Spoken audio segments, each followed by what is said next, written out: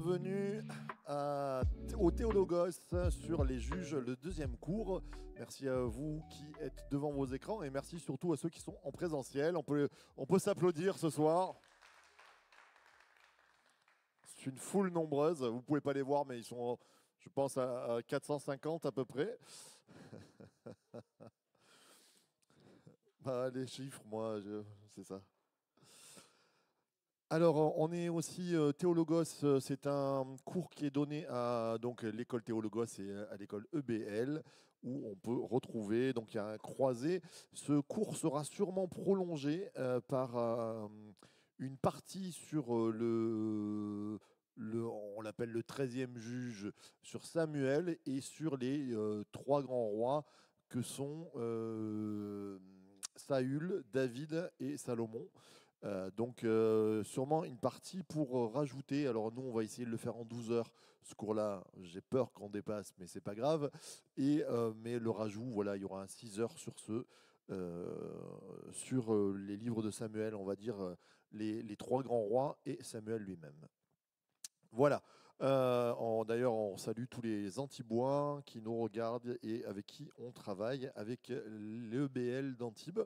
Je vous salue aussi, non pas Marie, mais Yvan.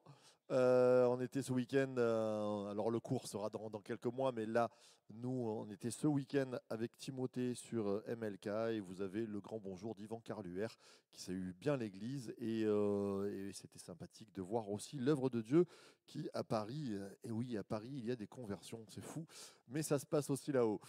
Voilà, c'était chouette de voir toute la fine équipe et puis aussi les salutations de Clément Blanc. Clément Blanc qui donc a ouvert une implantation qu'on a suivie sur le plateau de Saclay.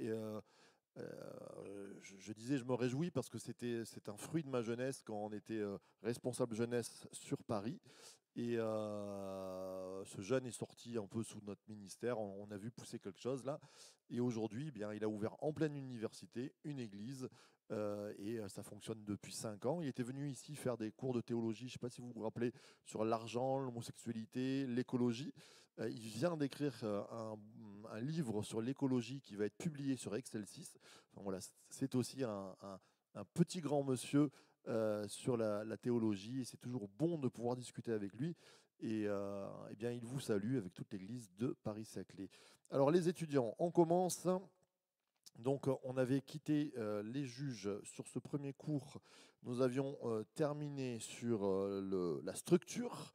Si on peut mettre la structure, voilà, très très bien. Alors ce soir, on n'aura pas beaucoup de slides, non pas que je n'en ai pas, mais c'est surtout qu'il n'y a pas forcément de versets.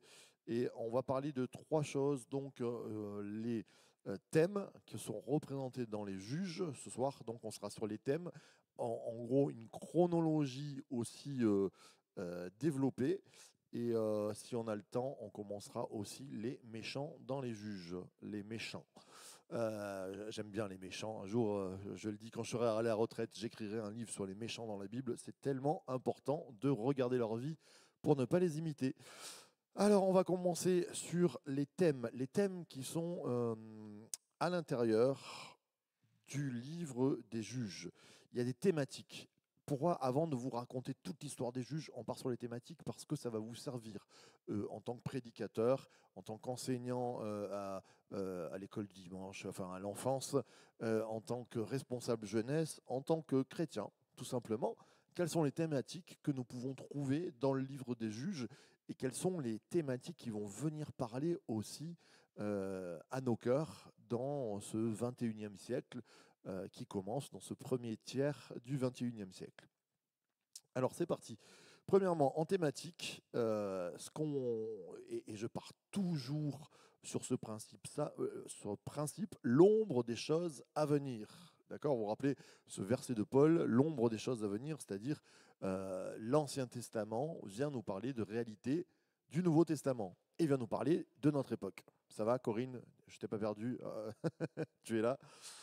Alors, dans l'ombre des choses à venir, c'est-à-dire je vais vous donner des thématiques qui peuvent nous parler aujourd'hui, qui, dans ta vie, Esther, en tant que responsable de l'épicerie de Zoé, ça va te parler. En tant que travailleur lambda dans une boîte, ça va nous parler. En tant qu'enfant du royaume des cieux, ça va nous parler. La première chose qu'on voit, c'est que les juges sont en conquête.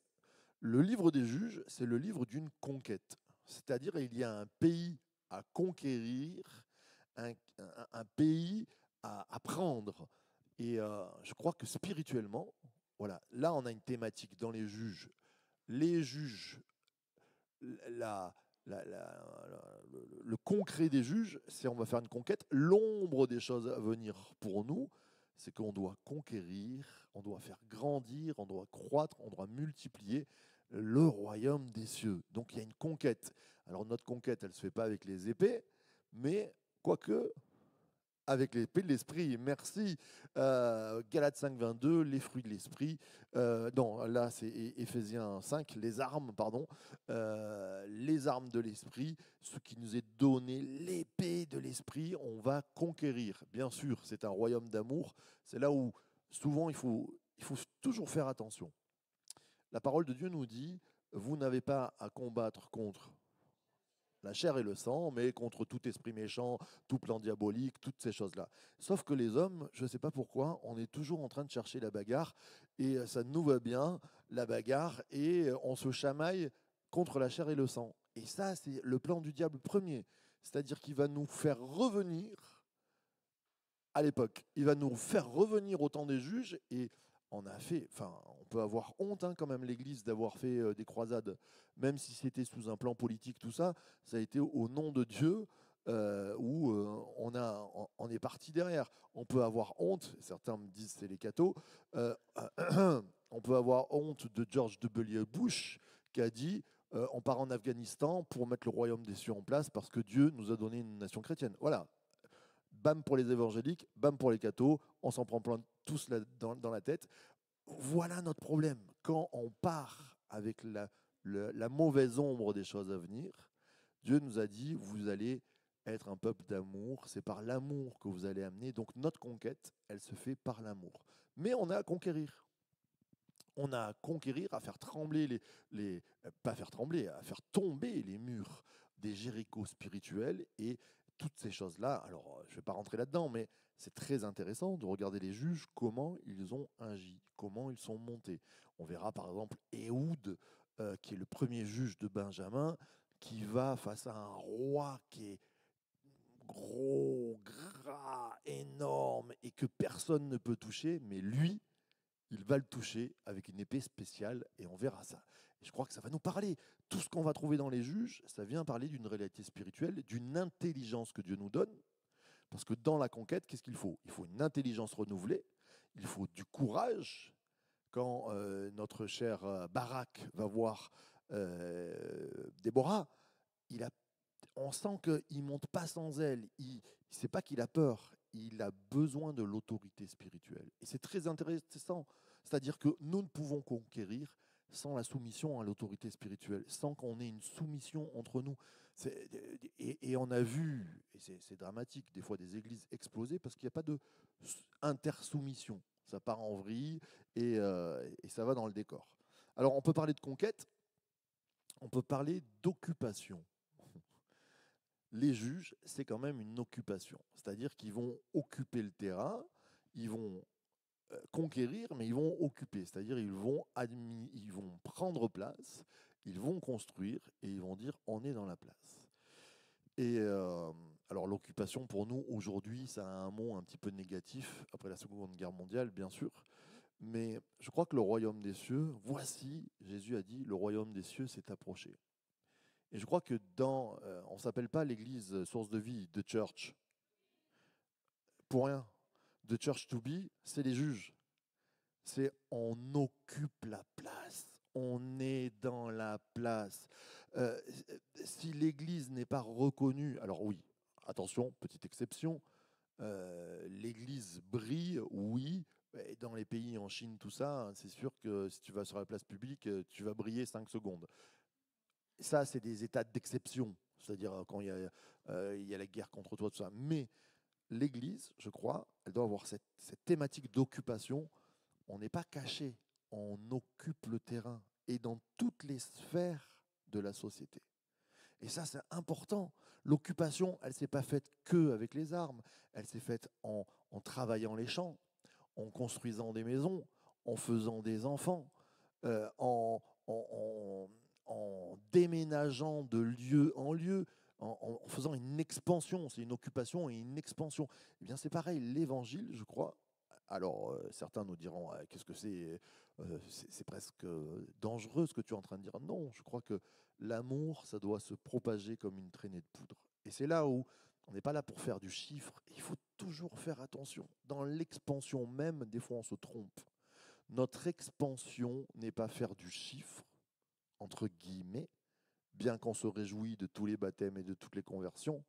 Notre expansion n'est pas on va dominer les autres et la société par nos pensées, surtout pas. C'est-à-dire, même si un jour on devient majoritaire, mais je crois que l'autre, on ne va pas lui mettre à la Charlemagne une épée sur le cou en lui disant on occupe le terrain, maintenant c'est toi qui te plies. Sinon, on serait comme les intégristes d'autres religions qui font cela.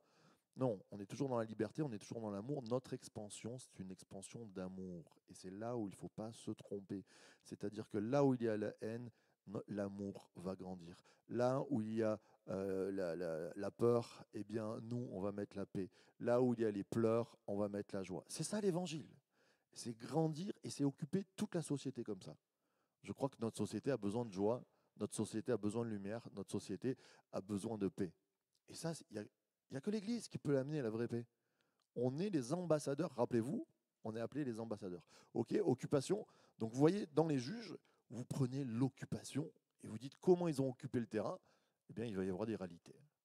C'est-à-dire, on va construire. Moi, j'aime dire, Zoé, par exemple, c'est des constructions qui sont comme si l'Église, elle était là, et puis il y a d'autres choses qui se construisent, et ça se développe. Et on se développe nous-mêmes, on est des pierres vivantes, on est appelés à être des pierres vivantes. D'accord? Question là-dessus? Ça va? En thématique qu'on peut trouver dans les juges, le compromis. Ah, eh oui, le compromis. On va voir par exemple Gédéon, dans la famille de Gédéon, quel était le compromis qui s'était passé? Ouais, donc, oui, parce que le poteau, ils avaient planté un poteau.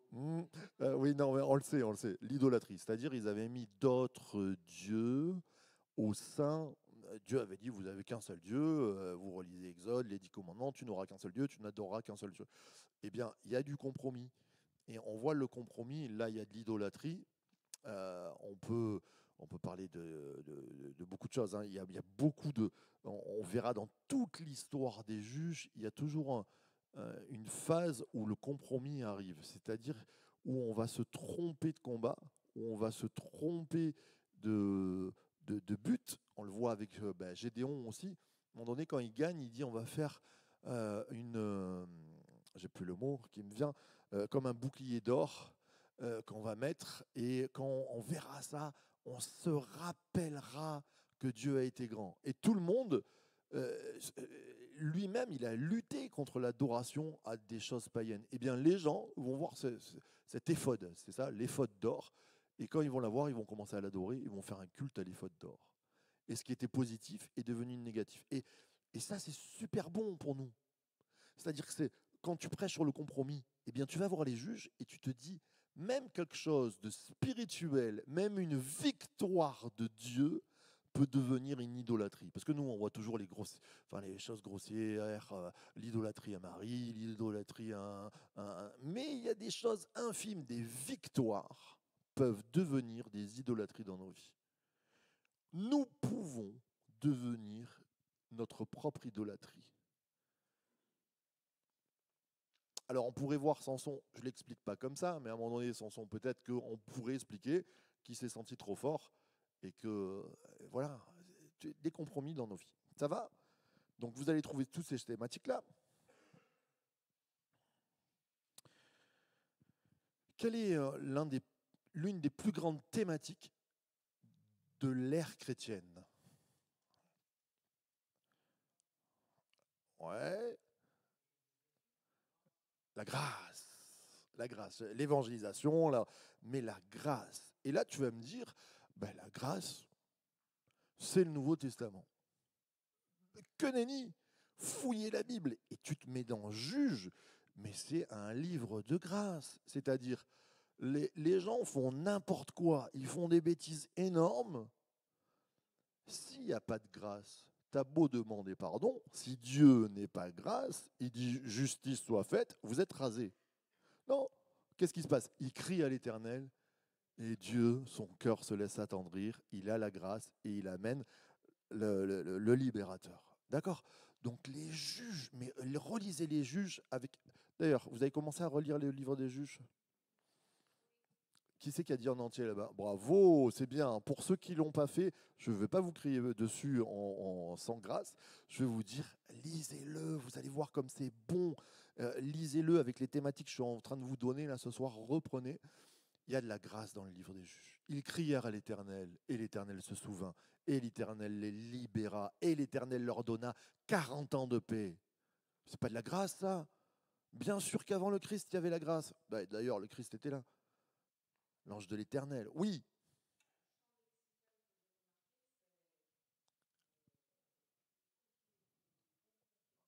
Ouais. Oui. Oui.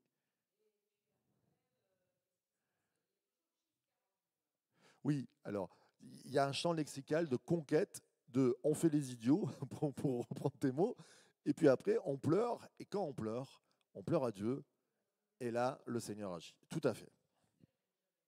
Ils apprennent. Ah, ça, c'est une autre thématique. Ah, mais oui, ils apprennent jamais. La sœur, elle me dit ça serait une super prédication.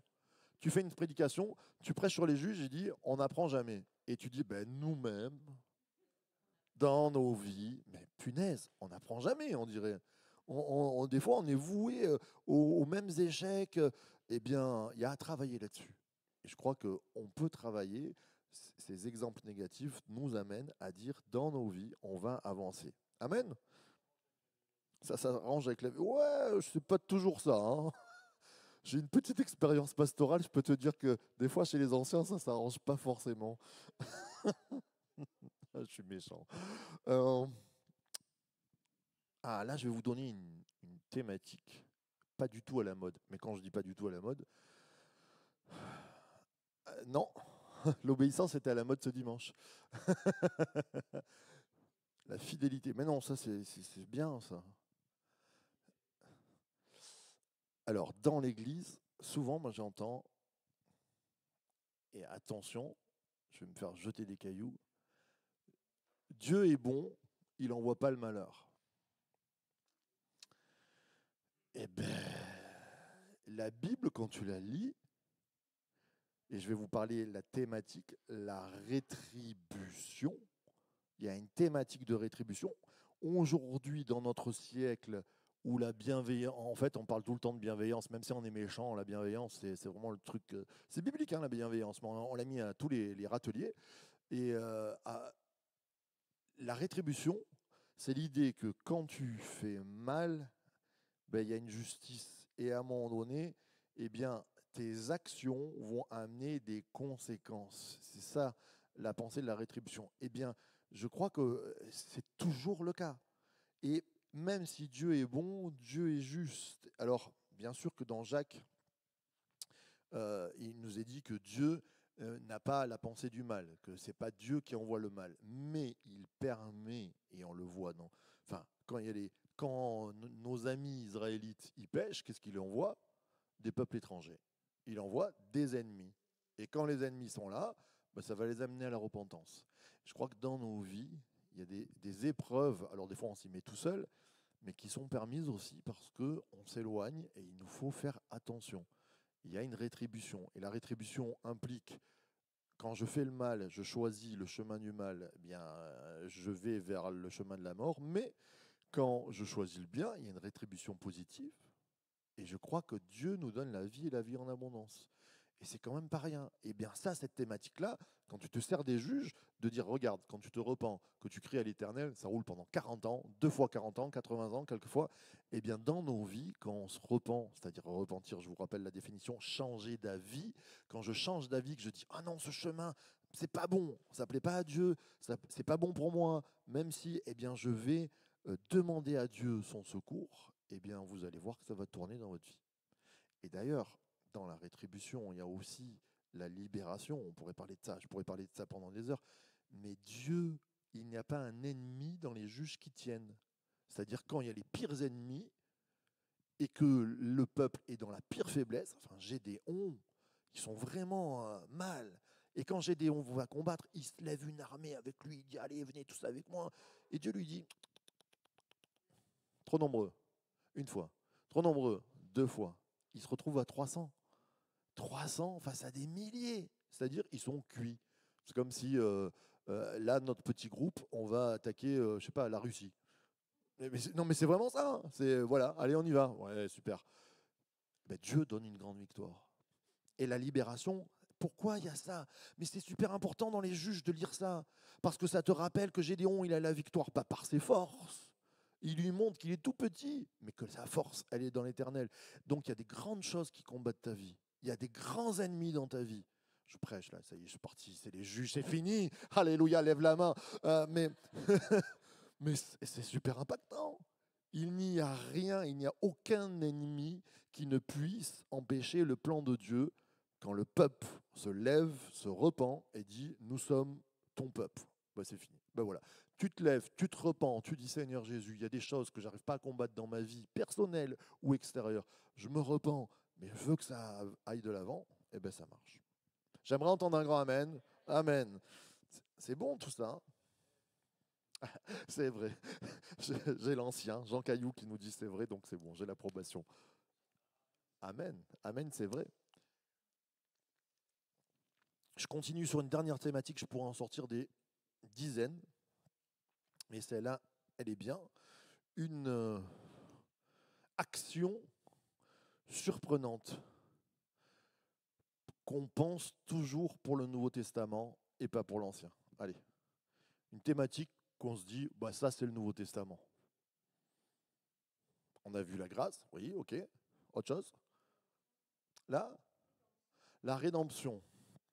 Ouais, on pourrait partir là-dessus, mais je ne pars pas là-dessus. Autre chose. Nous, notre Église, on est l'Église du mouvement de Pentecôte, ça veut dire l'Esprit Saint. Et quand on parle de l'Esprit Saint, on parle presque tout le temps du Nouveau Testament, des Actes des Apôtres, ou alors on s'arrête et on dit Genèse quand même, s'il vous plaît. L'Esprit se mouvait. Mais alors on prend toujours que ces textes. C'est super rare que les gammes sortent un texte des juges. Relisez les juges 12 fois. Les juges sont mus, bougés, actionnés par le Saint-Esprit. Il y a une vie de l'esprit évidente. Il y a une prophétesse. Si elle est prophétesse, elle ne s'invente pas une vie. C'est qu'elle est remplie de l'esprit, qu'elle prêche la parole, qu'elle a un ministère mu par l'esprit. Donc la vie de l'esprit, c'est dans les juges. Je vous ai dit la dernière fois, et on l'a vu ensemble, hein, les juges, c'est un peu les actes des apôtres de l'Ancien Testament. Ok? Des questions là-dessus avant que je passe à autre chose?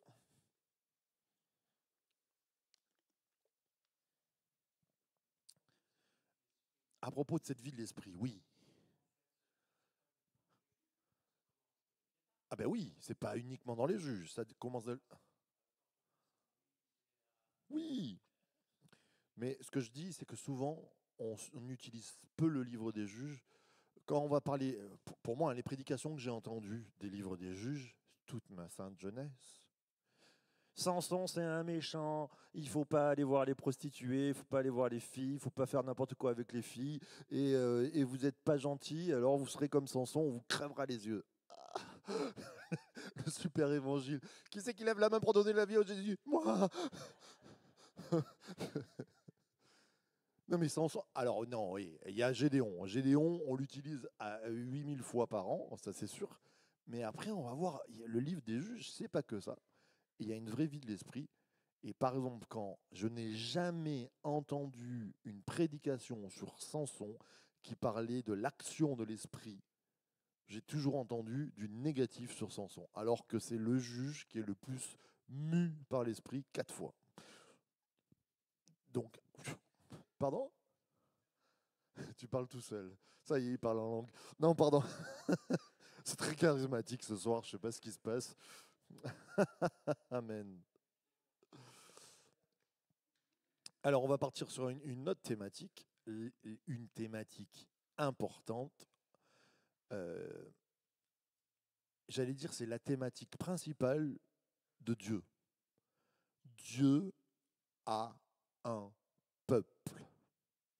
Et tout le long de la Bible, il nous rappelle que Dieu, il possède un peuple. Et toute l'histoire de la Bible, c'est comment d'un homme, Abraham, qui va créer une famille, Isaac, Jacob et tutti quanti. Tutti quanti, c'est pas un nom. Hein, si on est regardé à l'étranger, tutti quanti. Tutti quanti, c'est du patois pour dire tous les autres qui restent. Enfin, c'est l'italien. Voilà, on l'a pas vu, tutti quanti. Donc, ça y est, on est parti. Dieu veut créer un peuple. Donc, un homme, une famille, un peuple. Et les Juifs pensaient que ça allait s'arrêter là. Ouais, c'est sûr, on pense toujours que ça s'arrête là. Mais à partir de Christ, c'est une démultiplication. Et à partir de peuples, c'est les nations. Et ces nations deviennent un peuple. C'est très rigolo. On dit souvent, c'est Babel à l'envers. Babel, c'est un peuple qui se démultiplie mais qui ne se comprennent pas. Eh bien, à la Pentecôte, c'est des peuples qui sont unis par l'Esprit et qui vont s'unir pour le royaume des cieux. C'est ce que Dieu veut faire. D'ailleurs, c'est très intéressant parce qu'on pourrait parler dans Babel d'abaissement de celui qui voulait être élevé. Et à la Pentecôte, c'est des gens qui sont abaissés vont être élevés. Amen. Eh bien, c'est ça l'action de l'Esprit. Dieu cherche un peuple. Alors, on pourrait, par exemple, on va prendre Juge chapitre 2. Vous avez vos Bibles? Oh, toi, la dernière fois, tu l'avais pas, tu m'as dit je l'ai oublié. Et tu l'as oublié. Tiens, il y en a une. Toujours des Bibles. Hop là. Avec plaisir. Allez, vous prenez vos Bibles aussi devant vos écrans. Juge 2.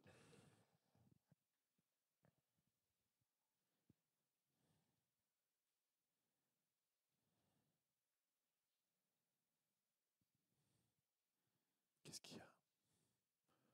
Oui. Ah, la Bible en italien, c'est beau. Oui, sûrement. C'est comme les chansons en italienne. C'est toujours plus beau. Ça va mal. Je ne dirais pas que c'était le pasteur stagiaire en formation Timothée Millet qui disait ça. Allez, Juge chapitre 2, verset 1. Verset 1. Un envoyé de l'Éternel monta. Vous n'avez peut-être pas un envoyé, vous avez quoi? Un ange, l'ange de l'Éternel. Très intéressant. Ange qui veut dire angelos, envoyé. Enfin, pas angelos, là, je ne l'ai plus en hébreu, ça ressemble à Meler. Un envoyé de l'Éternel monta à Gilgal, à Bokim, et dit: Je vous ai fait sortir d'Égypte, je vous ai amené dans le pays que j'avais juré à vos ancêtres de vous donner. J'ai dit: jamais je ne romprai mon alliance avec vous. Amen. Donc là, des Juges 2, on a l'ange de l'Éternel, Christ peut-être, l'envoyé de l'Éternel. Pardon? Ah oui, oui, oui. Il parle à la première personne, comme si c'était Dieu lui-même. Hein. Je vous ai envoyé. Donc il y a vraiment un discours de l'Éternel dans sa bouche. Et là, il est en train de dire, je vous ai fait sortir de l'esclavage. Tiens, c'est quand ça? C'est quelle fête? C'est quelle date? C'est Pâques. Oh mince, dimanche, c'est Pâques, c'est chouette. Pâques, sorti de l'esclavage. Je vous ai fait sortir de l'esclavage. Ah, chez les Juifs. Oui, ah bah, ça c'est pas, la Pâque juive, les Pâques, c'est pareil, ça. Je vous ai fait sortir pour faire une alliance. L'alliance. Et ça va régir cette thématique du peuple. Nous sommes le peuple de l'alliance. L'alliance, quand on est croyant, comment elle se concrétise? Baptême. Le baptême. Le baptême, on prend Le baptême, c'est une alliance, comme un mariage avec Dieu. Et là, c'était l'alliance de la circoncision. Là, nous, c'est l'alliance du baptême. Et à partir de là, il y a une vie qui se fait. Et ce que j'aime, c'est cette parole, je ne romprai jamais mon alliance avec vous. Mais c'est le peuple qui va rompre l'alliance. Et dans nos vies, quand on parle de peuple, eh bien, on a une alliance avec Dieu. Jamais Dieu ne la rompt. C'est nous qui la rompons. Et c'est là le danger. C'est là l'incompréhension des calvinistes. Attention, on rentre dans le sujet. Euh, L'incompréhension que je trouve, c'est que avec des paroles comme ça, les calvinistes vont dire mais jamais Dieu ne rompt son alliance, donc on est tout le temps sauvé. Oui, mais nous on la rompt. Et la suite étant, quand vous ne conclurez pas d'alliance avec les habitants de ce pays, que vous laisserez des hôtels, tout ça. C'est-à-dire que quand nous, on rompt l'alliance, eh bien oui, on se met en danger. Et c'est là, bien sûr que le salut n'est jamais détruit, mais nous, on peut le détruire. C'est ça, ce petit danger où il faut amener. Voilà, on pourrait parler des heures sur Dieu à un peuple. Dieu est le Dieu de l'élection, Dieu est le Dieu de l'alliance. Dieu est un Dieu que certains appelaient un défaut. Dans un couple, par exemple, quelquefois, on appelle ça un défaut, on dit, oh là là, celui-ci, là, le mari, il est jaloux. Et souvent, j'ai entendu, c'est le pire des défauts. Alors, oui, c'est vrai que la jalousie, c'est pas beau, pourtant, Dieu est un Dieu. Ça ne veut pas dire qu'il faut piquer des crises de jalousie à vos époux ou à vos épouses, mais c'est intéressant de voir la jalousie de Dieu. Vous pouvez le prendre, par exemple, dans Exode 34, 14. Exode 34, 14. Oui, ce n'est pas les juges, je sais, mais ça y répond. Exode 34, 14.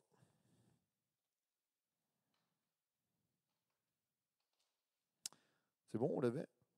Exode 34, 14. Tu ne te prosterneras pas devant un autre Dieu, car l'Éternel porte le nom de jaloux. Il est un Dieu jaloux. Qu'est-ce que vous avez, vous? Il porte le nom aussi, vous avez? Dont le nom est jaloux. Il porte.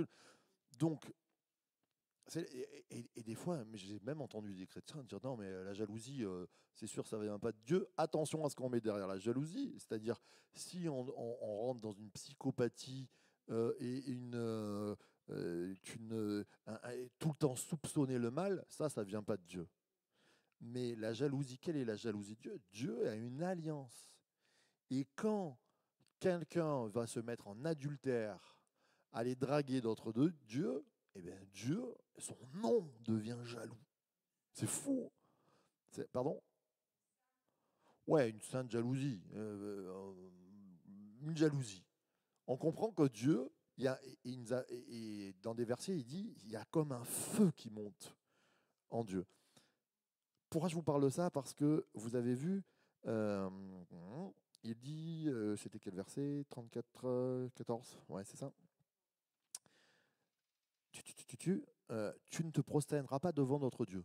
Dans les juges, on a cette thématique de la jalousie de Dieu, c'est-à-dire quand ils vont se prosterner, eh bien c'est ça qui va démarrer. Alors mes frères et mes sœurs, maintenant je fais une petite pause sur ça. On est toujours dans les juges, mais on cherche des thématiques qui nous parlent à nous. La jalousie de Dieu, comment, en gros, ne pas rendre Dieu jaloux dans nos vies? Non mais parce que si Dieu est jaloux dans l'Ancien Testament, il est jaloux aujourd'hui aussi. Il n'a pas changé. Dieu ne change pas. Notre ami Enzo nous le dit, Dieu n'a point changé. Il n'a point changé là-dessus aussi. Et comment on peut rendre jaloux Dieu dans nos vies? Ça, c'est une vraie question. Et je pense qu'on pourra en faire toute une prédication. Un jour, je parlerai là-dessus. Mais c'est important de réfléchir. Là, c'était de l'idolâtrie. Je ne pense pas que dans notre église, il y a des gens qui se font des poteaux avec des serpents ou des trucs à d'autres dieux et ils disent en loose day, le pasteur ne le sait pas, mais j'adore ce serpent. Non, je ne crois pas. Je ne vois pas ça. Mais il y a des ombres de ces choses-là qui peuvent venir dans nos vies. Vous savez, pour un culte, je dis toujours quand on adore quelque chose, ça demande de l'adoration, de la vénération, ça demande du temps et ça demande, merci, de l'argent. Adoration, ça veut dire que ça prend du temps. Enfin, ça prend ton cœur. C'est-à-dire ton cœur, c'est même pas le temps. C'est tu te lèves, tu penses à ça. Tu te couches, tu penses à ça. Tu prends du temps. Combien de temps tu mets dans ça et combien d'argent tu mets là-dedans. Et ça, c'est pas à moi de vous le dire, mais on peut avoir tous le danger de glisser, déjà se dire qu'est-ce qui prend la majeure partie de notre temps. Bon, le travail, ok, je connais des personnes qui adorent leur travail, oui, ça existe. Ben, par exemple, voilà, tu adores ton travail, tu es tout le temps à fond, tu penses qu'à ça, et ça devient tout le truc, et tu passes tout ton argent, même tu mets toi-même de l'argent là-dedans, ça peut devenir dangereux, parce que ça n'a pas pris la place.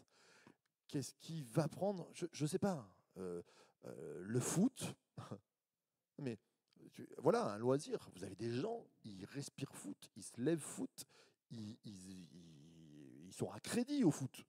Ils vont acheter 300 balles la place pour aller voir la Ligue des Champions. Je ne suis pas en train de critiquer ceux qui le font. Je dis, si ça devient un tiers de ton salaire qui passe là-dedans, ça commence à être intéressant. Et que quand on te parle de la dîme, tu es en train de grincer des dents à l'église, c'est ça.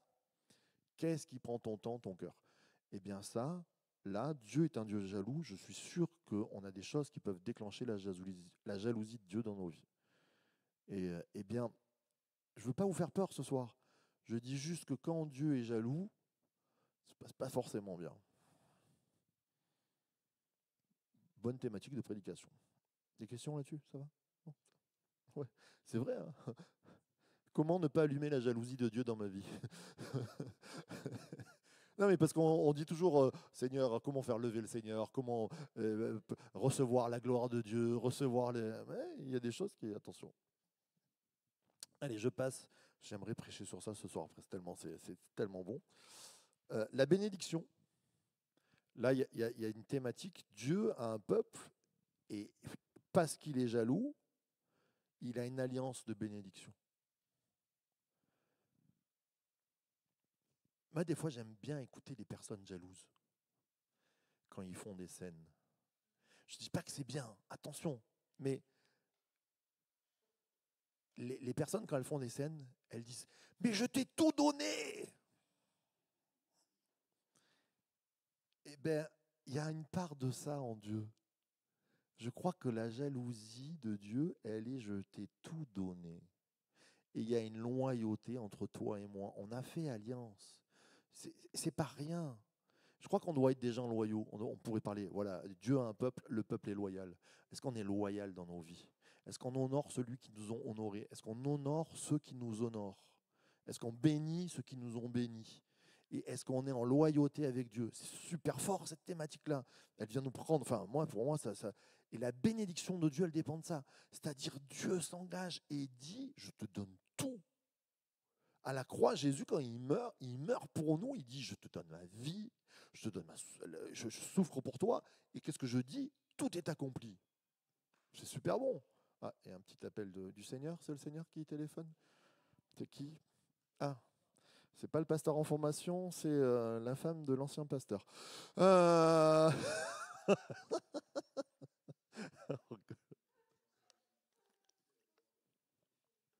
Bisous à Philippe d'ailleurs. C'était peut-être Philippe qui appelait?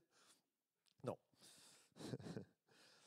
Cette bénédiction-là, parce que Dieu est jaloux, on peut compter dessus. Et moi, j'aime bien parce que quelquefois, il y a des paroles dans la Bible qui font marcher la jalousie de Dieu.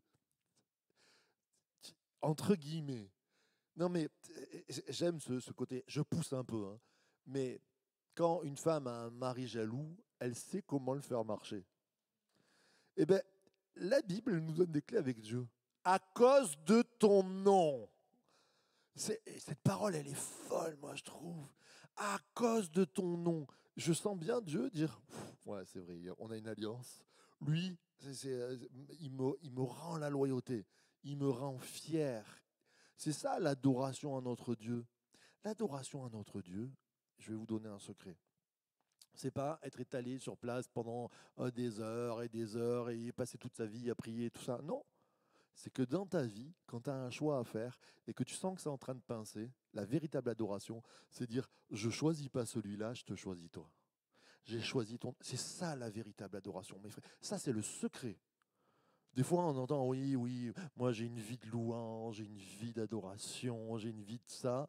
Et puis ils sont dans des compromis totaux. T'as que dalle. C'est pas ça du tout. Ce qui plaît, ce qui charme le cœur de Dieu, c'est de dire là, j'aurais pu choisir ça. Pouf, il vaut rien. Je te choisis toi. C'est toi mon. c'est- Et c'est intéressant. Dieu se fait appeler, c'est toi mon homme, j'allais dire. Mais c'est exactement ça.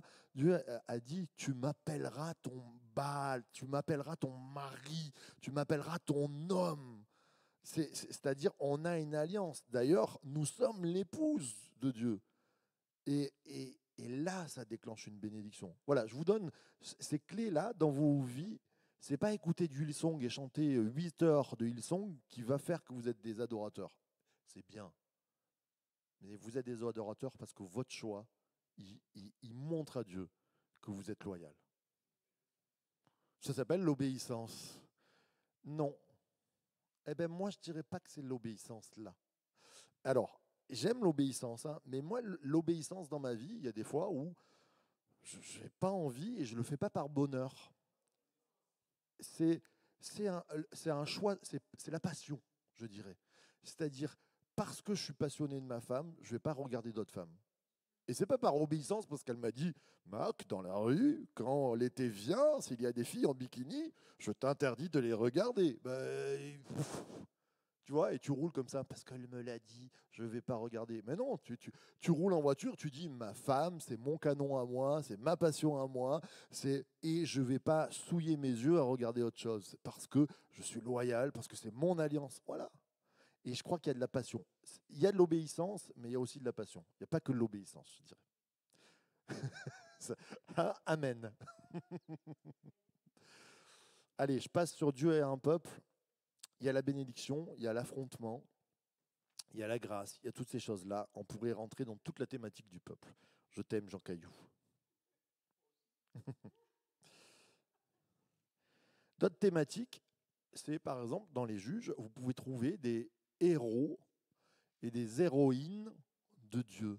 Ça plaît souvent à la jeunesse, mais ça plaît à l'Église aussi. On aime bien les héros quand même. On a fait des bandes dessinées depuis les années 50 qui sont devenues des films qui racontent la vie de super-héros qui n'existent pas. Nous, on a des vies de super-héros qu'on vécu et on n'en parle pas. Eh bien, je trouve que c'est important que ces super-héros, on puisse les relire et qu'on puisse les mettre au goût du jour en disant il y a des clés là-dedans pour nos vies. Il y a quand même des gars, je vous dis, Ehud, si je vous dis Ehud, personne ne le connaît. Je pense que 90% de l'Église lit sa Bible un peu à l'arrache, et si je dis Ehud, personne ne le sait. Pardon? Claude Oud, Seigneur. Non, c'est pas ce pasteur. Jésus. Claude et Oud. Alors celle-là, elle est quand même très bonne. Je la garde. Ouais, ouais, c'est ça. C'est un héros. Eh bien, Ehud, on le lira ensemble, mais vous allez voir comme c'est rempli d'intelligence, c'est rempli de force, c'est juste un régal. C'est un héros, le gars. Et il a une botte secrète, comme les super-héros. Quelle est la botte secrète de Ehud? C'est un benjamite. Et Benjamin, ils sont gauchers. Et tout le monde l'attend. Allez, je vous donne un petit croustillant, on en parlera la dernière fois. Quand tu rentres, en fait, il avait un peu un manteau large. Et les gars, à la sécurité, parce qu'il y a une sécurité du roi, ils se disent, allez, s'il a une épée, elle est là, forcément, parce que tous les gars portent leurs épées comme ça. Et elle se voit là. Eh bien lui, il la colle sur l'autre côté, c'est un gaucher. Ils vont le fouiller, ils vont dire, bah, ça passe, il a pas. Et il rentre, il a dissimulé l'épée, c'est un gaucher, c'est sa botte secrète, et il va voir tout le monde comme ça. C'est extraordinaire, c'est un super-héros, le gars. Et tout le monde a oublié Ehud. On parle tout le temps du roi David. Oui, c'est bien le roi David. Mais il y a plein de super-héros dans les juges. Relisez les juges, c'est très bien. Ça y est, je m'enflamme, c'est parti.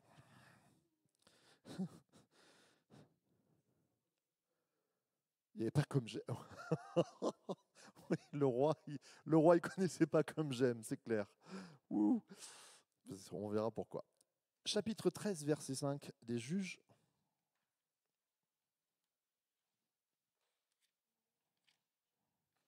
Chapitre 13, verset 5. Vous savez que quand on arrive dans les chapitres 13, vous tombez sur l'histoire de Samson. C'est presque à savoir par cœur. 6, vous êtes dans Gédéon. 4 et 5, vous êtes dans Déborah. Voilà, c'est vite. Hein. 4, 5, Déborah, c'est les plus gros juges. Hein. Et Gédéon, c'est à la suite, chapitre 6. Et chapitre 13, vous avez Samson.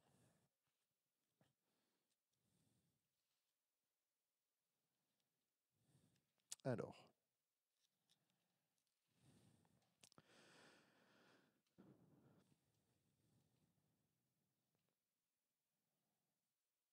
les super-héros de Dieu.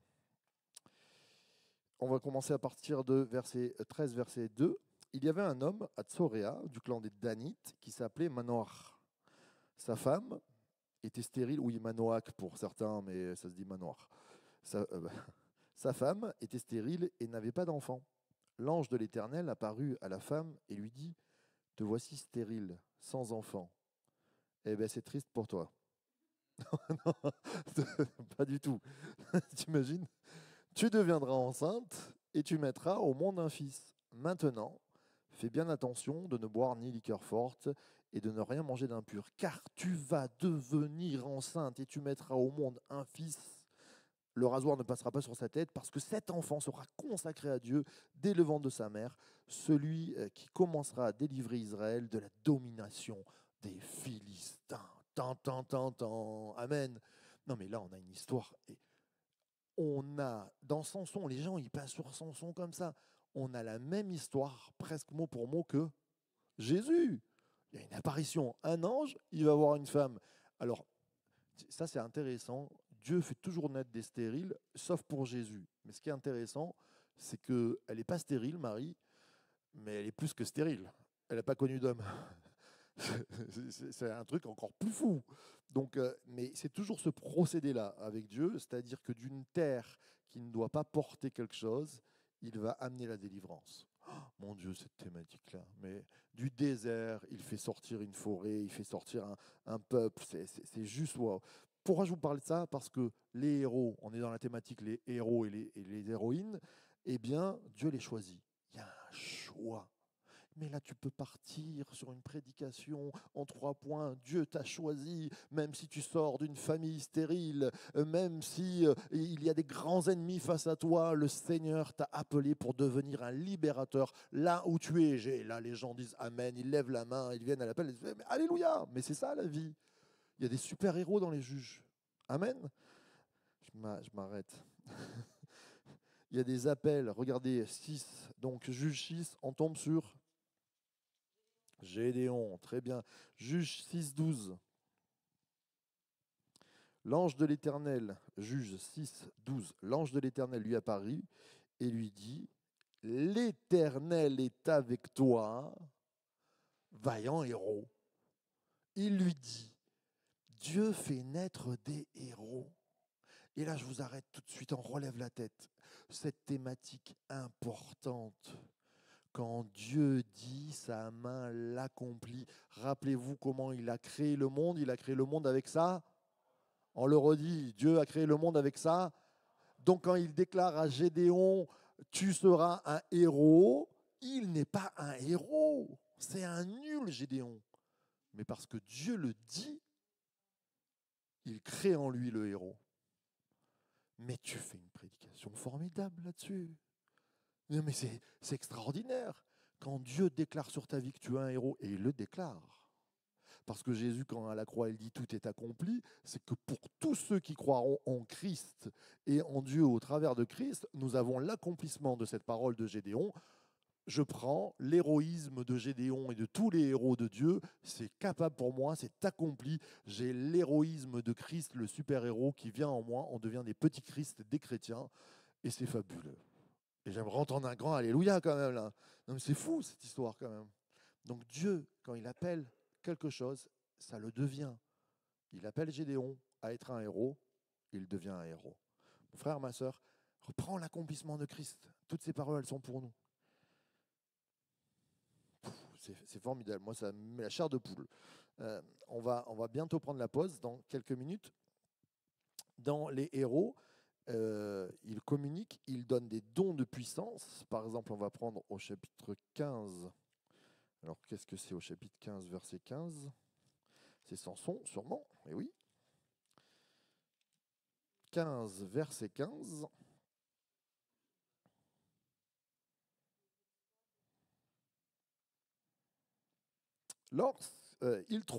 Donc Samson trouva une mâchoire fraîche, tendit la main pour la prendre et tua 1000 hommes avec elle. Tout va bien. Elle était solide. De deux, il n'y a pas un homme. Parce que là, je reprends David et Goliath. Oui, à chaque fois, je plombe David, hein, mais je l'aime bien. Hein. Mais David, il a un géant face à lui, il n'en a qu'un. Samson, même s'ils ne sont pas géants, c'est quand même 1000 personnes. Vous savez ce que c'est, 1000 personnes? 1000 personnes. Et c'est des gens en armes. Et lui, il a quoi? Une mâchoire d'âne, mais fraîche. Quand même, on te dit fraîche, parce que si elle était vieille, elle aurait cassé. Mais il les a rétamés. Enfin, c'est un super pouvoir. C'est un don de puissance. Donc, maintenant, l'ombre des choses à venir, mes frères, mes sœurs, le Seigneur nous a donné des dons de puissance. La richesse de l'Église, j'entends souvent prêcher, on est le petit troupeau qui fait pas ci et qui fait ça, et nous sainteté à l'Éternel. Mais non, on est l'armée du Seigneur qui est en marche, on est rempli de la puissance de Dieu, on va de l'avant. Amen. Je suis en train d'en perdre quelques-uns. Voilà, il y a de la fierté, il y a toutes ces choses-là qui viennent parler à nos cœurs. On va faire une petite pause et on va continuer après avec la conquête, l'occupation dans cette thématique-là et on va avancer. Allez, une petite pause de 2 minutes. On se retrouve dans 3 minutes exactement. Vous pouvez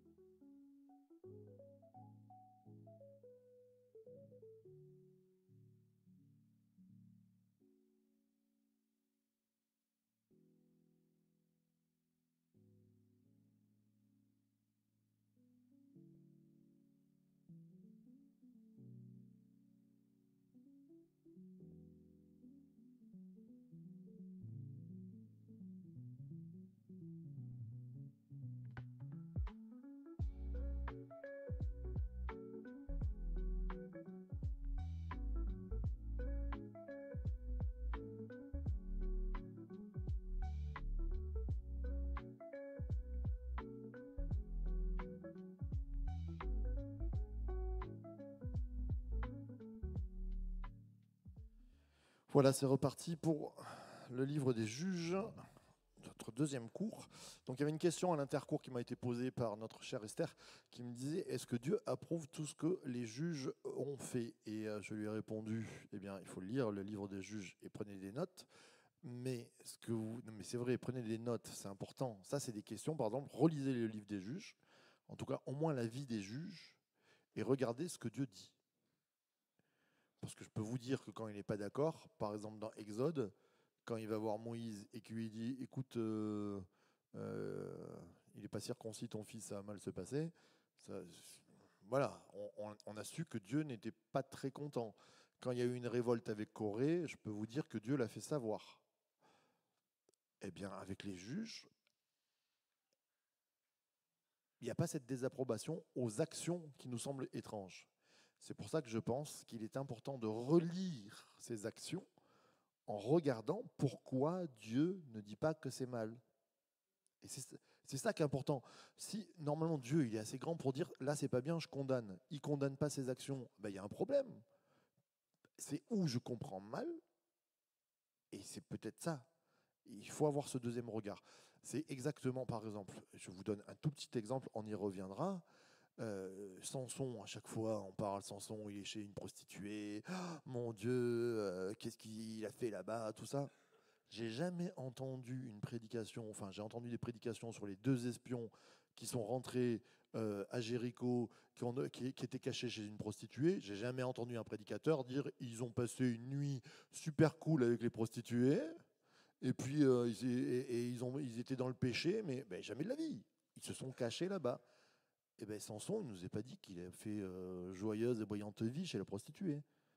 Et de suite, nous, Samson, pas bien, on traduit, ben, il a couché avec les prostituées. Ben, c'est pas marqué. Et s'il l'avait fait, je peux vous dire que Dieu aurait condamné. C'est là où on va aller chercher. Dans le livre des juges, il faut aller chercher les secrets, les choses cachées, et comprendre pourquoi Dieu n'a pas condamné. S'il n'a pas condamné, c'est que ce n'était pas condamnable. Si ce n'était pas condamnable, c'est qu'il n'y avait pas de faute. Oui, tu peux. Alors, la priorité, c'était de sauver son peuple, mais si le juge avait été inique, il aurait balayé avec le... La justice de Dieu reste toujours la justice. Et donc, c'est que nous voyons quelque chose de mal dans la vie de Samson que Dieu ne voit pas mal. C'est là où on va aller chercher. Et on va aller chercher des preuves. A-t-il couché avec la prostituée? Non, non, mais en gros, c'est ça hein, qu'on va aller faire. Mais c'est pas marqué. Il n'y a pas marqué Samson coucha avec la prostituée. Et pourtant, on a un délit de faciès avec Samson. De suite, on se dit, oh, c'est pas bien. Ce qu'on ne fait pas avec les deux espions. Voilà. Donc c'est un plaidoyer pour Samson. Hein. Moi, ce cours-là, c'est un plaidoyer pour Samson. Vraiment. Alors en thématique, je passe encore sur quelques thématiques. En thématique, on pourrait parler aussi de la faiblesse des hommes. La faiblesse de l'homme, c'est vraiment je pense, une thématique qui touche notre société, la faiblesse. On a de moins en moins de gens qui sont disciplinés. Enfin, disciplinés, attention, non, attention à ce que je dis, mais la discipline, le courage, la loyauté, il y a beaucoup de faiblesses. Eh bien, on a des notes comme ça de faiblesse, d'idolâtrie, de débauche. Vous prenez la fin des juges, quand même, ça se passe pas super bien. Mais ce qui est très intéressant, si vous regardez la fin des juges, vous vous rappelez l'histoire de la femme qui se fait couper en 12 morceaux, d'accord? Suite à un viol collectif. C'est crados, c'est vraiment... Mais il y a quand même quelque chose. D'ailleurs, c'est Alexandra qui me l'a fait voir la première fois. C'est vrai, c'est toi qui me l'avais fait noter. Il y a un truc qui colle pas dès le début. C'est que c'est pas une femme mariée, c'est la concubine du Lévite. Qu'est-ce que tu fais là, mon Lévite, avec une concubine, toi? C'est quoi ton histoire? Il ne nous est jamais dit que la fille était morte. Si tu lis entre les lignes, il a découpé vivante, quoi, en gros. Non, elle était comme. Moi,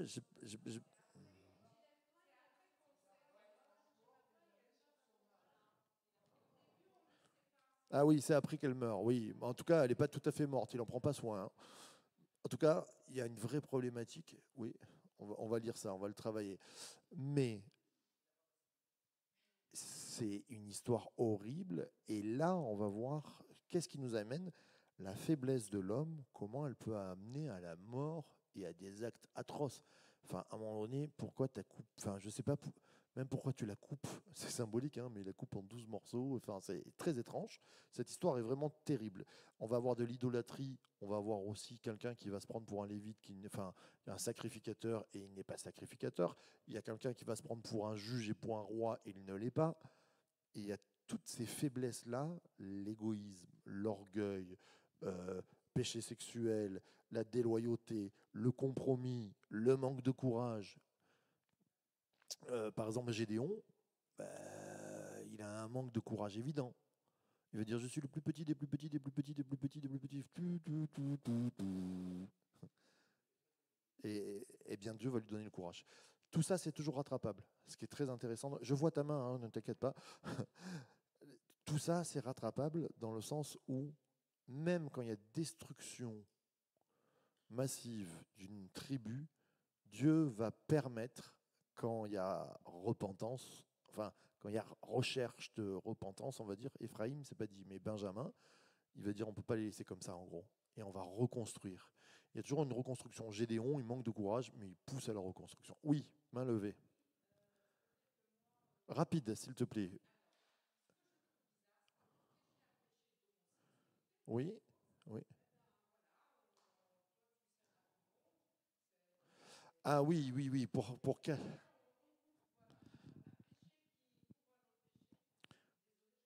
Non, non, non, mais en fait, on va voir le Lévite, l'histoire du Lévite, elle est quand même un peu folle. Et oui, est-ce qu'on couvre un péché? Alors là, après, on va repartir, ça nous rappelle, c'est vrai, Sodome et Gomorre, mais c'est pas tout à fait la même histoire, hein. Là, on n'est pas sur l'homosexualité. Oui, mais il y a tout, quoi. Là, on comprend que c'est une débauche généralisée. Oui, oui, c'est un peu horrible. Alors, on va aller de l'avant. Pour vous dire juste, la faiblesse de l'homme dans le livre des juges, elle est extraordinairement racontée. On est... Chut, s'il vous plaît, merci. Oui, donc je disais, oui, oui, oui, il demande l'homme, c'est vrai, mais quand je dis c'est pas que de l'homosexualité, je pense que ça touche à autre chose que, je veux dire, Sodome et Gomorre, à un moment donné, ils n'ont pas voulu les filles. Là, ils prennent tout ce qui passe, quoi. On est dans un moment horrible, quoi. On dépasse vous comprenez ce que je veux dire? On dépasse le tout, on dépasse les mots. Mais là-dedans, ce que je veux dire, c'est la faiblesse des hommes, elle est toujours la même. Et je trouve que c'est génial, c'est horrible, hein, mais c'est génial qu'on ait un livre aussi cru. Parce que la faiblesse des hommes, elle est crue. Et que des fois, on a toujours des petits mots pour appeler. Les juges, ça t'apprend que le péché, c'est pas beau. Le péché, ça mène à la mort. Le péché, ça fait des guerres. Le péché, ça fait des catastrophes. Et quand on laisse de l'égoïsme, de la déloyauté, de l'idolâtrie, de la débauche rentrer dans nos vies, ben ça finit. Le salaire du péché, c'est la mort. Et le livre des juges, il est là pour nous mettre une claque. Et c'est fait pour ça aussi, hein, pour qu'on comprenne que faut faire attention. OK?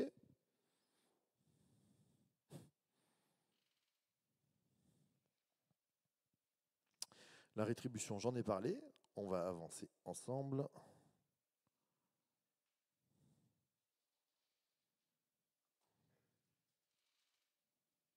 Alors, hop là, qu'est-ce qui s'est passé?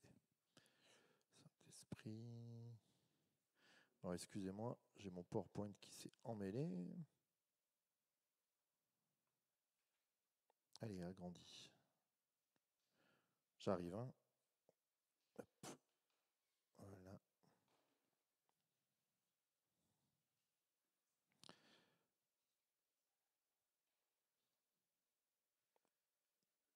Voilà. Et la dernière thématique, on en a parlé du Saint-Esprit. Le livre prophétique, l'action du Saint-Esprit. Ça, ce sont des thématiques. Toutes ces thématiques-là, on pourra même, pour ceux qui cherchent à avoir un devoir, vous pouvez faire à la fin, en examen, dans votre dissertation, par exemple, l'action du Saint-Esprit dans le livre des juges. Ça peut être très intéressant de faire un parallèle avec notre action du Saint-Esprit, l'action du Saint-Esprit des Actes des Apôtres et l'action du Saint-Esprit dans le livre des juges. Ça peut vraiment être... voilà, vous pouvez avoir des thématiques, la loyauté, toutes ces choses-là. Je vous donnerai plusieurs devoirs à ceux qui veulent faire la dissertation. Même si vous ne voulez pas être noté, je vous conseille de faire une dissertation. Même si vous ne voulez pas les crédits ECTS, parce que c'est en travaillant que vous allez graver dans vos cœurs.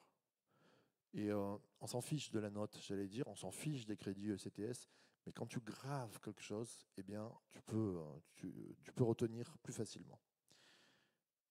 Hop là.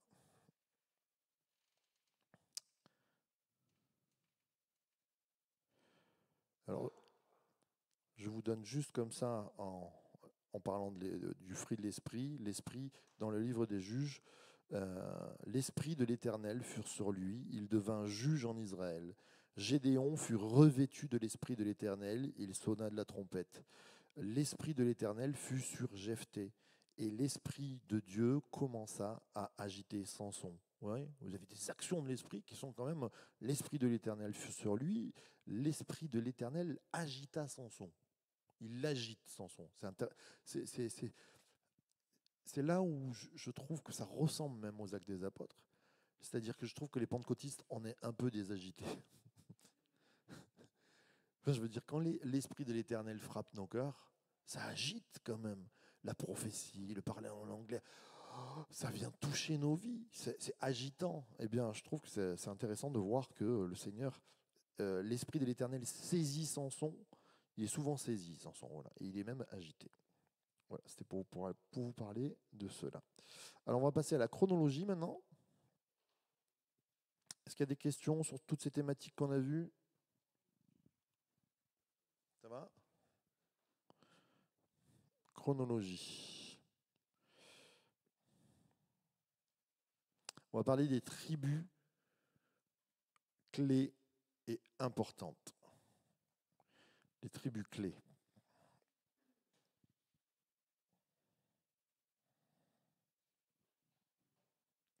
Alors, on va avoir le premier juge. Si vous vous rappelez que vous avez suivi le premier cours, il va être chez quelle tribu? Juda. D'accord? On va avoir donc chez Juda, on va avoir le premier juge qui est un moyen, un juge moyen. Et puis on va avoir un petit juge qui va être le 10e. En deuxième, le deuxième juge, toujours suivi de près, Judas, il est suivi par toujours Benjamin. Ça va être Ehud, c'est le deuxième juge, c'est un juge moyen à peu près. Le troisième juge, il sort un peu de nulle part. On va voir, on ne connaît pas forcément son nom. Et puis après, on va avoir grand juge, le quatrième, notre chère Déborah. Et puis, il y aura aussi le 11e juge qui est d'Éphraïm. Donc, Éphraïm a quand même 2 juges, d'accord? Comme Juda. Éphraïm.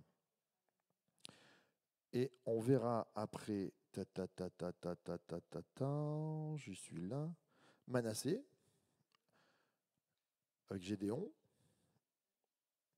Et puis, de Manassé sortira aussi l'antichrist juge. On verra, puisque c'est un fils de Gédéon qui va se lever et qui va être un anti-juge, si vous voulez. Comme je dis un antichrist, un anti-juge qui va se lever. D'accord? Abimélec. Mon père, c'est le roi. Abimélec. Donc, mon père, c'est le roi. Il se prend pour un roi même. Ça, c'est intéressant, on va le voir ensemble. C'est-à-dire, rien que son nom, dans ce qu'il porte en lui, c'est un anti-juge. Et dans son nom, il dit mon père, c'est le roi. Pardon? Et son père a refusé la royauté. C'est exactement ça. Et c'est ce qu'on disait par rapport. C'est bien, tu as bien lu, toi. Ce qu'on disait sur les juges, la volonté de Dieu, c'est les juges, c'est pas les rois. Et l'anti-juge qui va se lever, qui va être horrible, Abimélec, il porte le nom de roi. Donc, un côté antichrist, je trouve, dans son parcours. Le 6e, ça va être un petit qui sera chez Isaacar. On a des tout petits des fois. C'est un demi-verset. Je vous donnerai les noms, après on verra. Il y a encore un petit dans Galaad, et puis un grand dans Galaad, Jephthé. Zabulon va porter un petit aussi, 2 petits, on va dire, qui sortent de Zabulon, le 9, le 10, le 11 aussi un petit, donc on l'avait dit chez Éphraïm, et puis Dan va porter un des plus grands, et là aussi, c'est la dernière tribu qui va porter donc le grand Samson. Et cette tribu de Dan, on pourra en parler, hein, mais la tribu de Dan, alors là, ça c'est un peu une épine dans mon soulier. C'est pas une tribu connue, c'est même une tribu étrange, puisque la tribu de Dan, elle a pour symbole, vous savez quel est le symbole de la tribu de Dan? Serpent, exactement, le serpent. Et on a une petite problématique avec, c'est que dans l'Apocalypse, quand il est cité les 12 tribus, Dan n'est pas cité.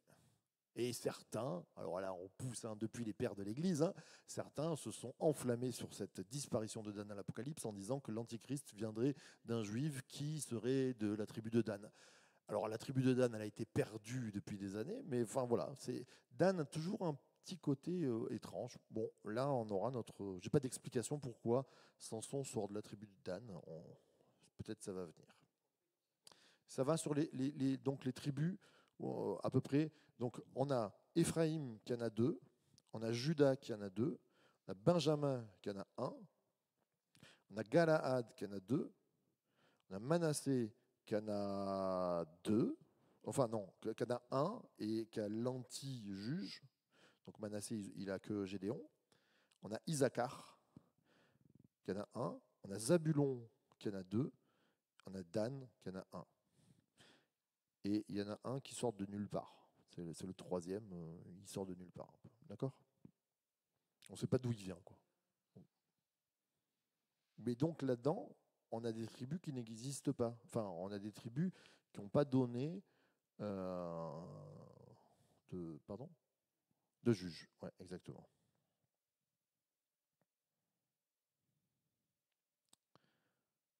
Ouais, par exemple, la tribu de Ruben, pas de juge. Ça va?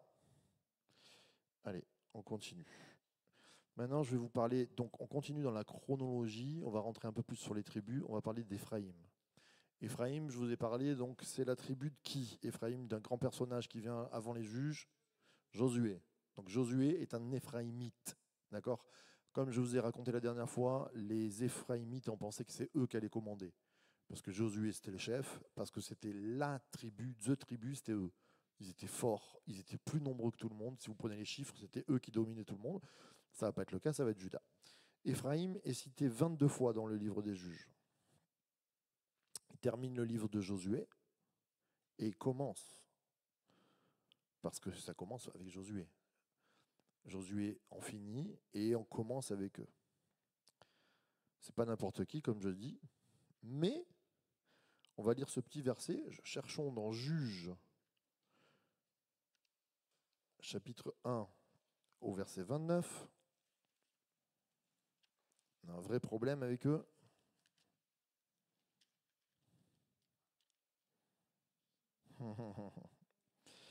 Éphraïm ne chassa pas les Cananéens qui habitaient à Gézer et ceux qui habitèrent au milieu d'Éphraïm à Gézer. Donc Éphraïm, tout costaud qu'ils ont, c'est eux qui étaient les plus forts. Ils auraient dû chasser, ils n'ont pas chassé. Donc on va déjà avoir un problème avec eux. Et je vais vous prendre donc Juges chapitre 8 dans l'histoire de Gédéon. Ah, ça c'est formidable. Vous allez voir l'humilité d'Éphraïm.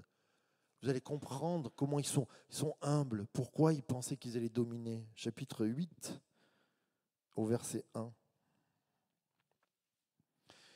Éphraïm, alors voilà, juste relever la tête, Gédéon vient d'avoir une super victoire, il vient de combattre, tout ça, super fête.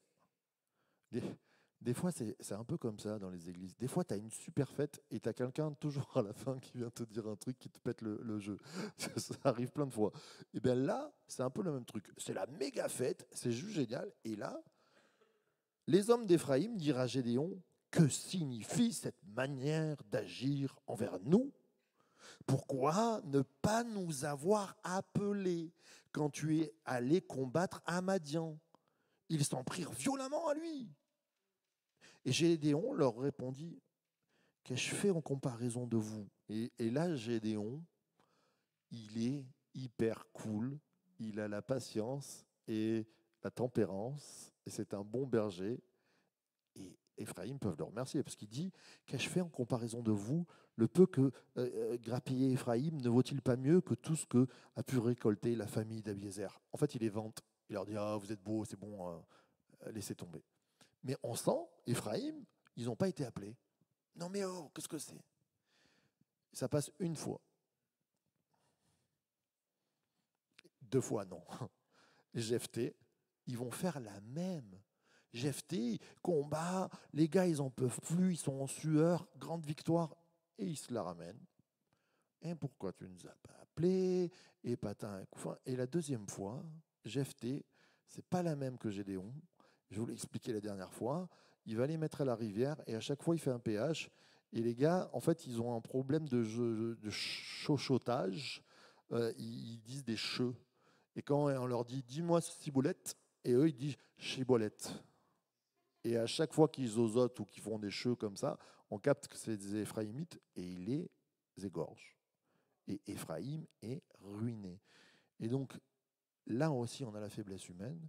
Éphraïm, orgueil, ils sont passés, parce que Gédéon, il aurait pu faire la même. Hein. Gédéon a été cool.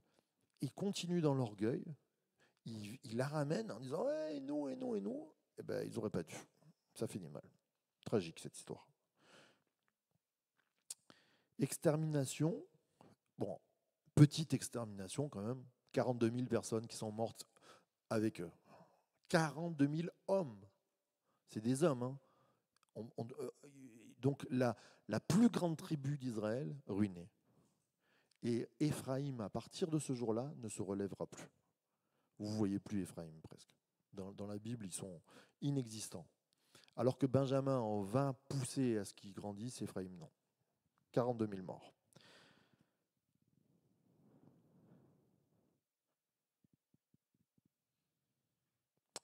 On continue. Maintenant, je vais vous parler de la tribu, Juda. Éphraïm, combien de fois c'est cité dans Juge? 22 fois, c'est bon, vous vous rappelez, hein, je sais, c'est un peu... mais, eh bien, on va avoir pour Juda 22 fois aussi. C'est-à-dire que là où ils se sont élevés, Dieu va les élever à la même hauteur. Et c'est un peu étrange, je trouve, cette façon que Dieu a de les élever à la même hauteur. Ils sont plus petits, Juda, ils ne sont pas faits pour, mais les autres vont s'élever, eh bien, Dieu va toujours permettre qu'ils soient là 22 fois. Ça vient de la bénédiction de Jacob, on en a parlé. Ils prennent la tête au chapitre 1, donc on va relire ça, chapitre 1 des Juges.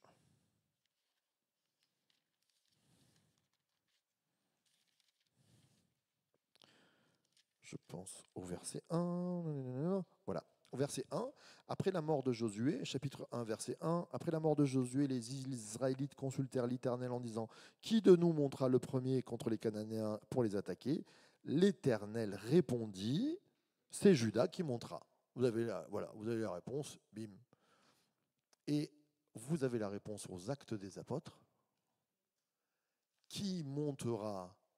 Eh bien, c'est les chrétiens. Et ça, là, vous avez aussi, attention, je pourrais me faire lapider par Bruno Oldani. Bruno, je t'aime. Ce que je vais dire, attention, mais la place première dans les Actes des Apôtres, ceux qui la veulent, ceux qui la revendiquent, c'est les Juifs. Et les Juifs se lèvent, et bien sûr qu'on aime les Juifs, mais Dieu est en train de dire: je n'ai pas ouvert le salut qu'aux Juifs, je l'ouvre aux nations. Et il y a toute une problématique, un peu comme avec Éphraïm et Juda, et il va y avoir cette force de l'esprit qui va faire monter les nations. Et pour que Pierre aille prêcher à Corneille, pour que Paul devienne l'apôtre des païens, il y a tout un ministère qui va se développer autour de ça. Je trouve que c'est un peu cette comparaison entre, j'allais dire presque le fils aîné et le petit frère, où Dieu va chercher aussi les petits frères. Attention à ce que nous, dans nos générations, on ne fasse pas le contraire, c'est-à-dire on se croit la race élue, magnifique, les chrétiens, et qu'on en oublie les juifs aussi. Les juifs font partie de la maison, et attention à l'antisémitisme et toutes ces choses extrêmes dont nous balayons la poussière. Quel est le premier juge? Donc, il s'appelle comment? On vous a rappelé? Othniel. Othniel. Et donc, c'est lui qui va commencer. Il est familier, il est le neveu de Caleb. Caleb, qui est le dernier homme qui est sorti du désert. Et cet homme-là va se marier avec la fille même de Caleb, qui s'appelle l'assurance Axa. Elle assure. L'Éternel fut avec Juda, et Juda se rendit maître de la montagne. Et ça, c'est très fort aussi. Vous l'avez au verset 19, chapitre 1, verset 19, vous pouvez le lire. L'Éternel fut avec Juda, qui se rendit maître de la montagne. Mais il ne put chasser les habitants de la plaine parce qu'ils avaient des chars en fer. Ça, c'est intéressant. Éphraïm ne les dépossède pas parce qu'ils n'ont pas envie, en gros. Eux, ils ont des problèmes parce qu'en face, l'ennemi, il est costaud. Ils ont des chars en fer. Ça va? Des questions là-dessus? Non?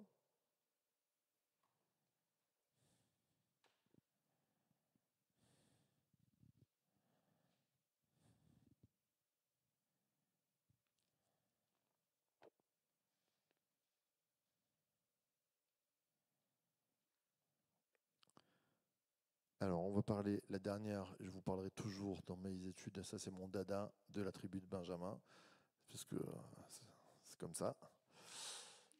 Benjamin, qui veut dire fils de ma droite. Fils de ma droite, Ben, c'est le fils. Yamin, Yamina, c'est la main droite. D'accord? Et ils sont,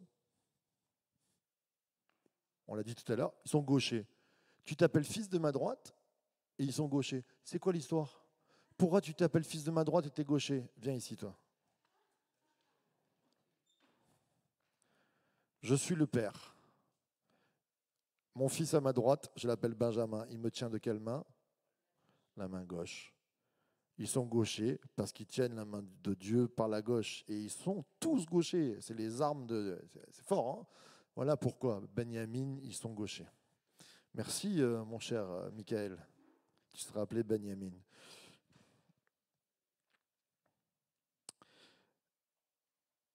Alors, il faut que je re-regarde ça.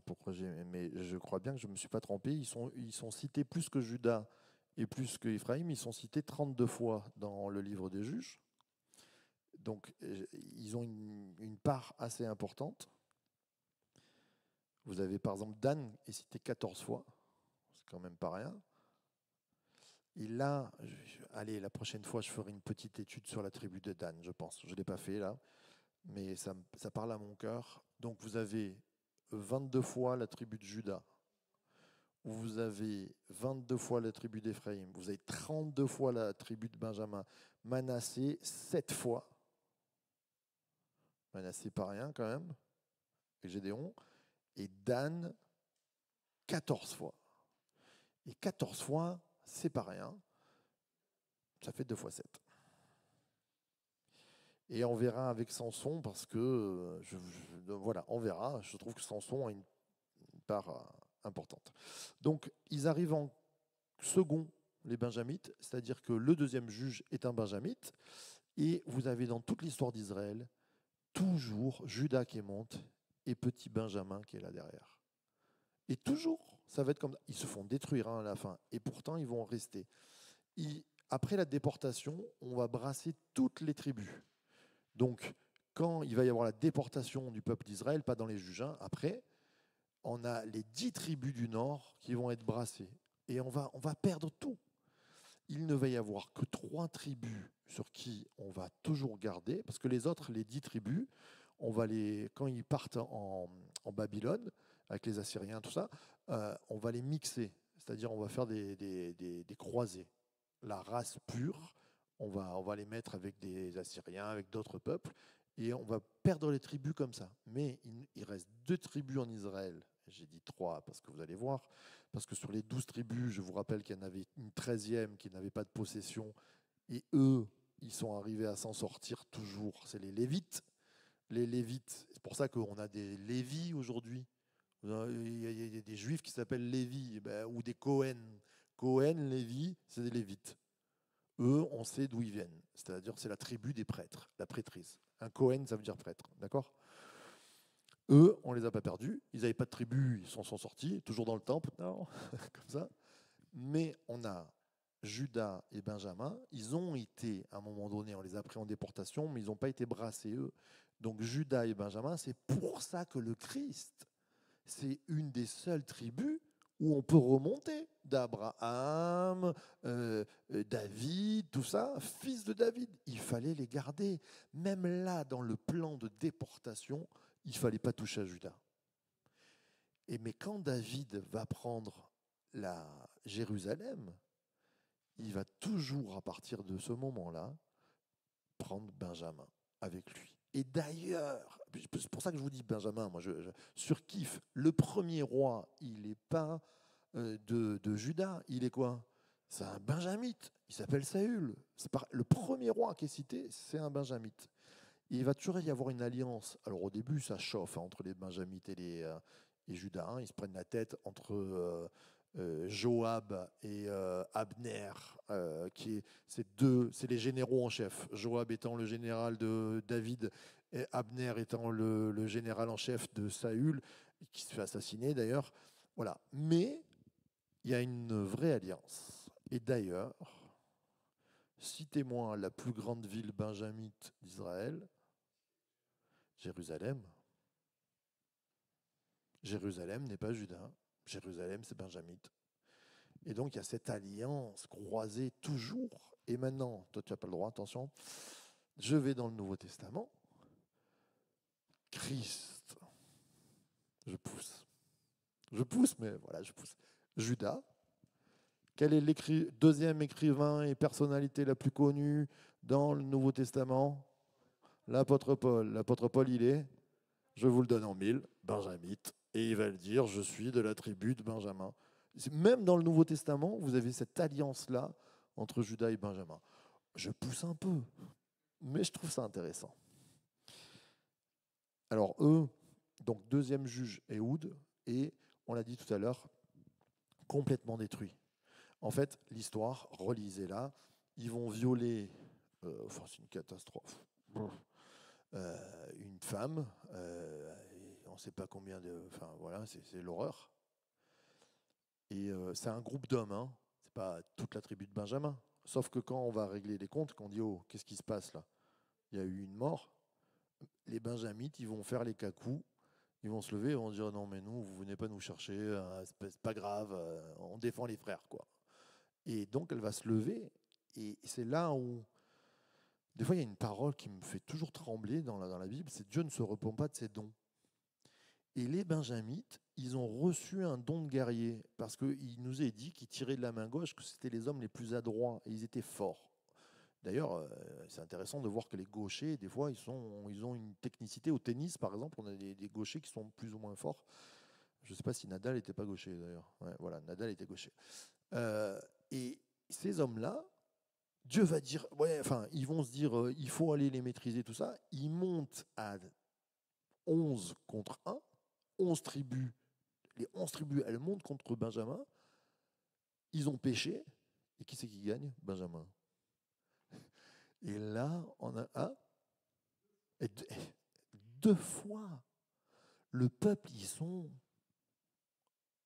c'est tragique, parce que Benjamin a une force exceptionnelle. Bon, la troisième fois, hein, on dit jamais 203, ben là c'est la troisième, ils vont pas gagner, hein. Ils sont exterminés. Mais c'est quand même très intéressant de regarder ces forces, ces bénédictions qui sont rattachées à la force, qui vont prendre des... Enfin, pour moi, ils auraient dû être démis par la parole de Dieu. Dès la première fois, ils auraient dû être démis. Ils ne le sont pas. C'est intéressant. Alors là, on peut pousser, hein, mais voilà, je reste sur des suppositions qu'on travaillera plus tard. Ça va, des questions entre Judas, Benjamin et Éphraïm? Non? Oui?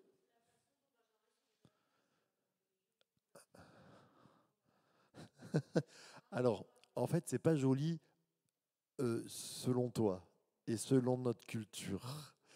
C'est pas joli parce qu'on le lira, relisez-le.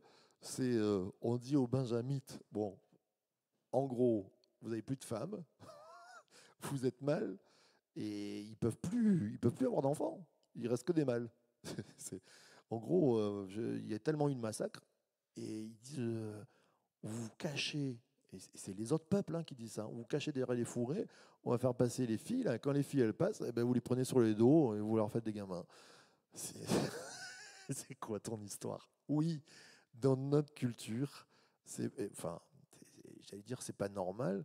Je dirais juste que ma grand-mère s'était remariée avec c'était pas mon grand-père, mais et cet homme-là, il était né d'un mariage en Algérie où son père est venu à cheval d'une autre contrée et il a vu la fille, il a pris et il est parti avec. Il la connaissait ni Adam ni Ève, il lui a fait 4 gamins. C'est pas si vieux, je l'ai connu cet homme, tu vois. Eh ouais, le rapt, ouais.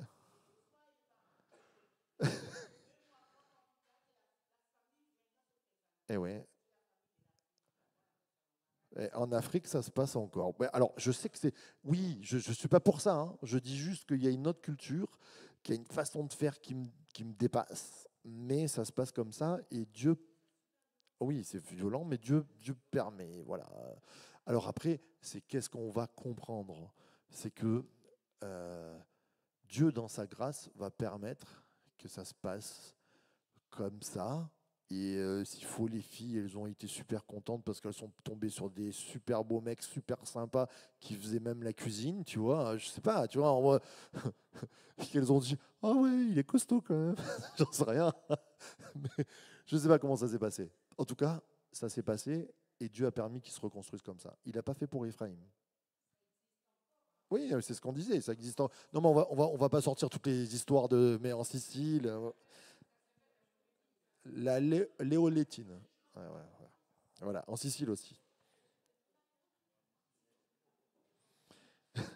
Il y a des filles qui sont en train de se dire là, mais pourquoi on ne me vole pas à moi? Ça devient n'importe quoi. Allez, on continue.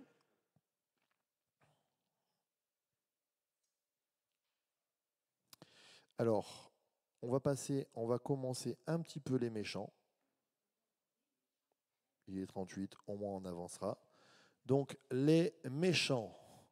Les méchants, c'est-à-dire, on va voir les peuples, ils ne sont pas gentils, qui viennent embêter Israël. D'accord? Donc là, on va voir un peu tous les peuples qui sont... d'ailleurs, chez vous, ça serait intéressant, et vous pouvez le faire pour vous, de prendre, quand on aura fait toute cette liste-là, de regarder un peu un peuple qui vous intéresse, regardez un peu, vous faites une petite étude, vous faites une page, deux pages, vous pouvez même la donner si vous avez envie, euh, et, euh, et vous travaillez. C'est ça qui nous apprend les choses. Tu vas travailler les Madianites, qui y sont, tu travailles les Philistins, voilà. OK? Donc, allez, vous pouvez noter dans les méchants qu'on a contre les Hébreux. Les Cananéens. Alors les Cananéens, c'est global, mais ils sont cités. C'est le pays de Canaan. Mais ils sont dans le pays de Canaan. Mais on les appelle les Cananéens. Le top du top, et on ne les retrouve que, si je ne m'abuse, il faut que je regarde vite fait ça, mais on ne les trouve que contre Samson, à la fin, les Philistins.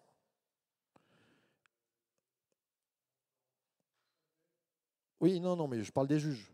Je parle des juges, dans le livre des juges.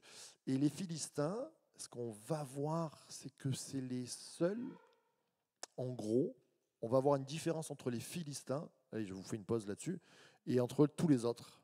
Tous les autres, ils ont à voir de loin ou de près à Abraham. Il y a eu des descendants, parce qu'Abraham s'est remarié, il a eu des femmes, il y a des cousinades là-dedans, d'accord? Sauf les Philistins.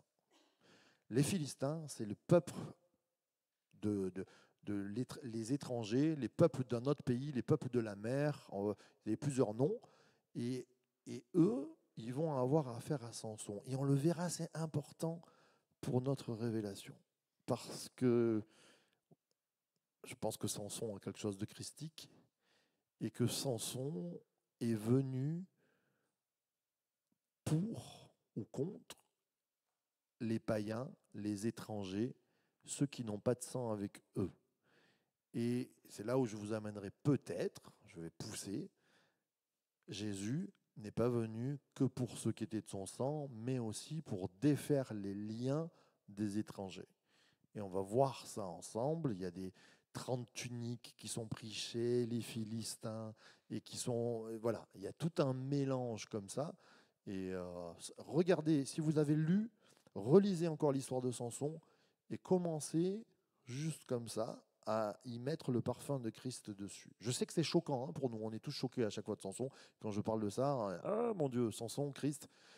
Samson, juste pour vous dire, on l'a lu tout à l'heure, il est annoncé comme Christ par un ange. Il s'appelle Petit Soleil, Shimshon, c'est le petit soleil, donc la lumière. Il y a pas mal de choses. Reprenez la vie de Samson et mettez-y un petit peu de parfum de Christ et commencez à regarder ça avec les Philistins. Il y a les Mésopotamiens. Mésopotamiens, pas confondre avec hippopotamus. Mais potamos, potamien, qu'est-ce que ça veut dire? C'est la rivière. Donc mésopotamiens qui viennent d'après la rivière, du milieu de la rivière. Hippopotamos, potamos la rivière, hippo, non, potamos l'eau, hippo, hippique, le cheval. Hippo, le cheval, potamos de la rivière. Hippopotamos, c'est le cheval de la rivière, aussi élégant qu'un cheval. On fait du grec comme ça, c'est bien ça. Sidonien, eh ben, c'est le cheval campos, campus, campanos. Je ne sais pas, Michel. Il faudrait que je regarde. Alors, on a les Mésopotamiens, les Sidoniens, les Hittites. Les Hittites ou les Hétiens, des fois on pense que c'est les mêmes, avec un H. Hittite, Hétien, Phérésien, Jébusien, Amoréen. Il y en a des Iens. Les Éviens avec un H. Je vous mettrai la liste la prochaine fois. Parce que je ne pensais pas attaquer. Les Madianites. Pardon? Oui, Amoréens, Éviens avec un H. Allez, je répète. Les Cananéens, les Philistins, les Mésopotamiens, les Sidoniens, les Hittites, les Étiens, avec un H, les Phérésiens, les Jébusiens, les Amoréens, avec un A, hein, pas les A, hein, Amoréens, Éviens avec un H, les Madianites, là, on a des gros, les Madianites, c'est des mauvais, hein, les Moabites de Moab, les Amalécites, Amalécites avec un C, ça c'est des noms que vous avez entendus hein, déjà, les Amalécites, les Ammonites avec deux M, Ammonites, ouais. Et il y a un peuple, j'aime trop parce qu'ils sont cités, les Bédouins. Nous, tu vois, les Bédouins, on se dit c'est un tout, mais ouais, ils sont là-dedans.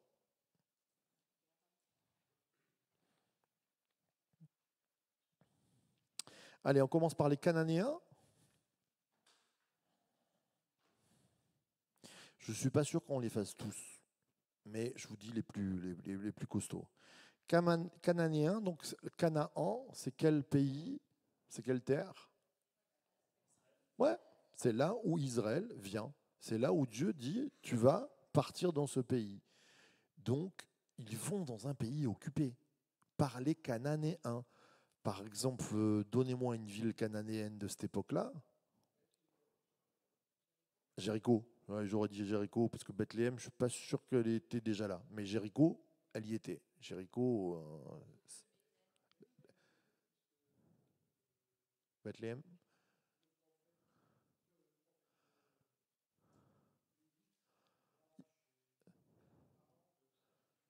Oui.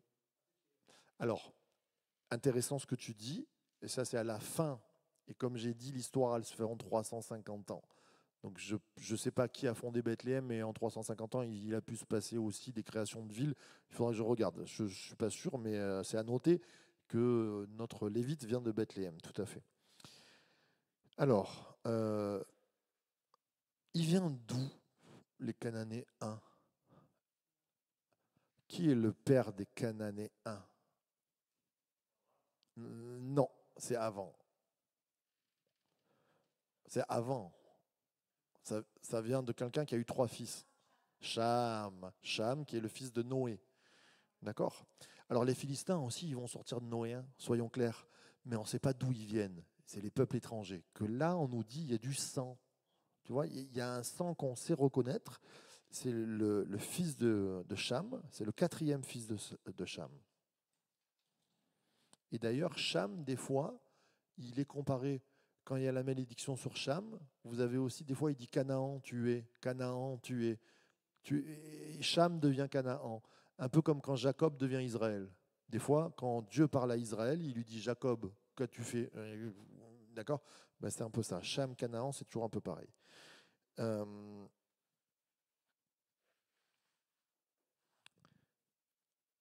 ça, c'est intéressant aussi de se trouver. Est-ce que vous vous rappelez entre Cham et les autres? Sem, Japhet. Cham, Sem et Japhet. Sem qui a donné les Sémites, d'accord? Les Juifs et les Arabes, et voilà, et d'autres. Et Japhet qui, on pense, est un peu le père des Occidentaux. Nous, on est des Japhétiens, un petit peu. Enfin, nous, là, il y a un brassage, hein, les frères et sœurs, ça c'est sûr. Donc, mais sur ces trois, il y a une vraie bénédiction et enfin, il y a surtout une malédiction. La malédiction, elle est citée sur qui? Vous êtes là, je sais que vous êtes fatigué, il nous reste 10 minutes. Sur Cham, pourquoi il a une malédiction, ce gars-là? On va le prendre ensemble. Genèse, chapitre 9, au verset 22. Genèse, chapitre.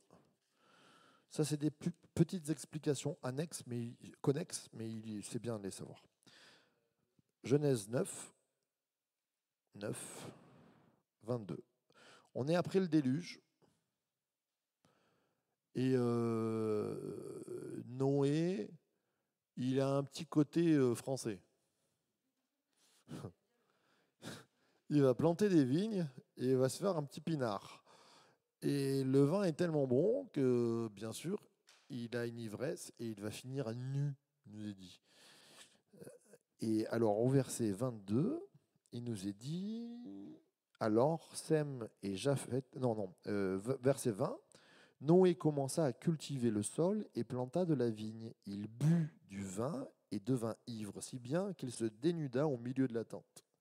Cham, le père de Canaan, vous voyez, c'est déjà noté là. On dit, il en a eu d'autres des enfants, mais là, on vit la nudité de son père et en parla à ses deux frères qui se trouvaient à l'extérieur. Alors Sem et Japheth prirent un manteau, le mirent sur les épaules, marchèrent à reculons et couvrirent la nudité de leur père.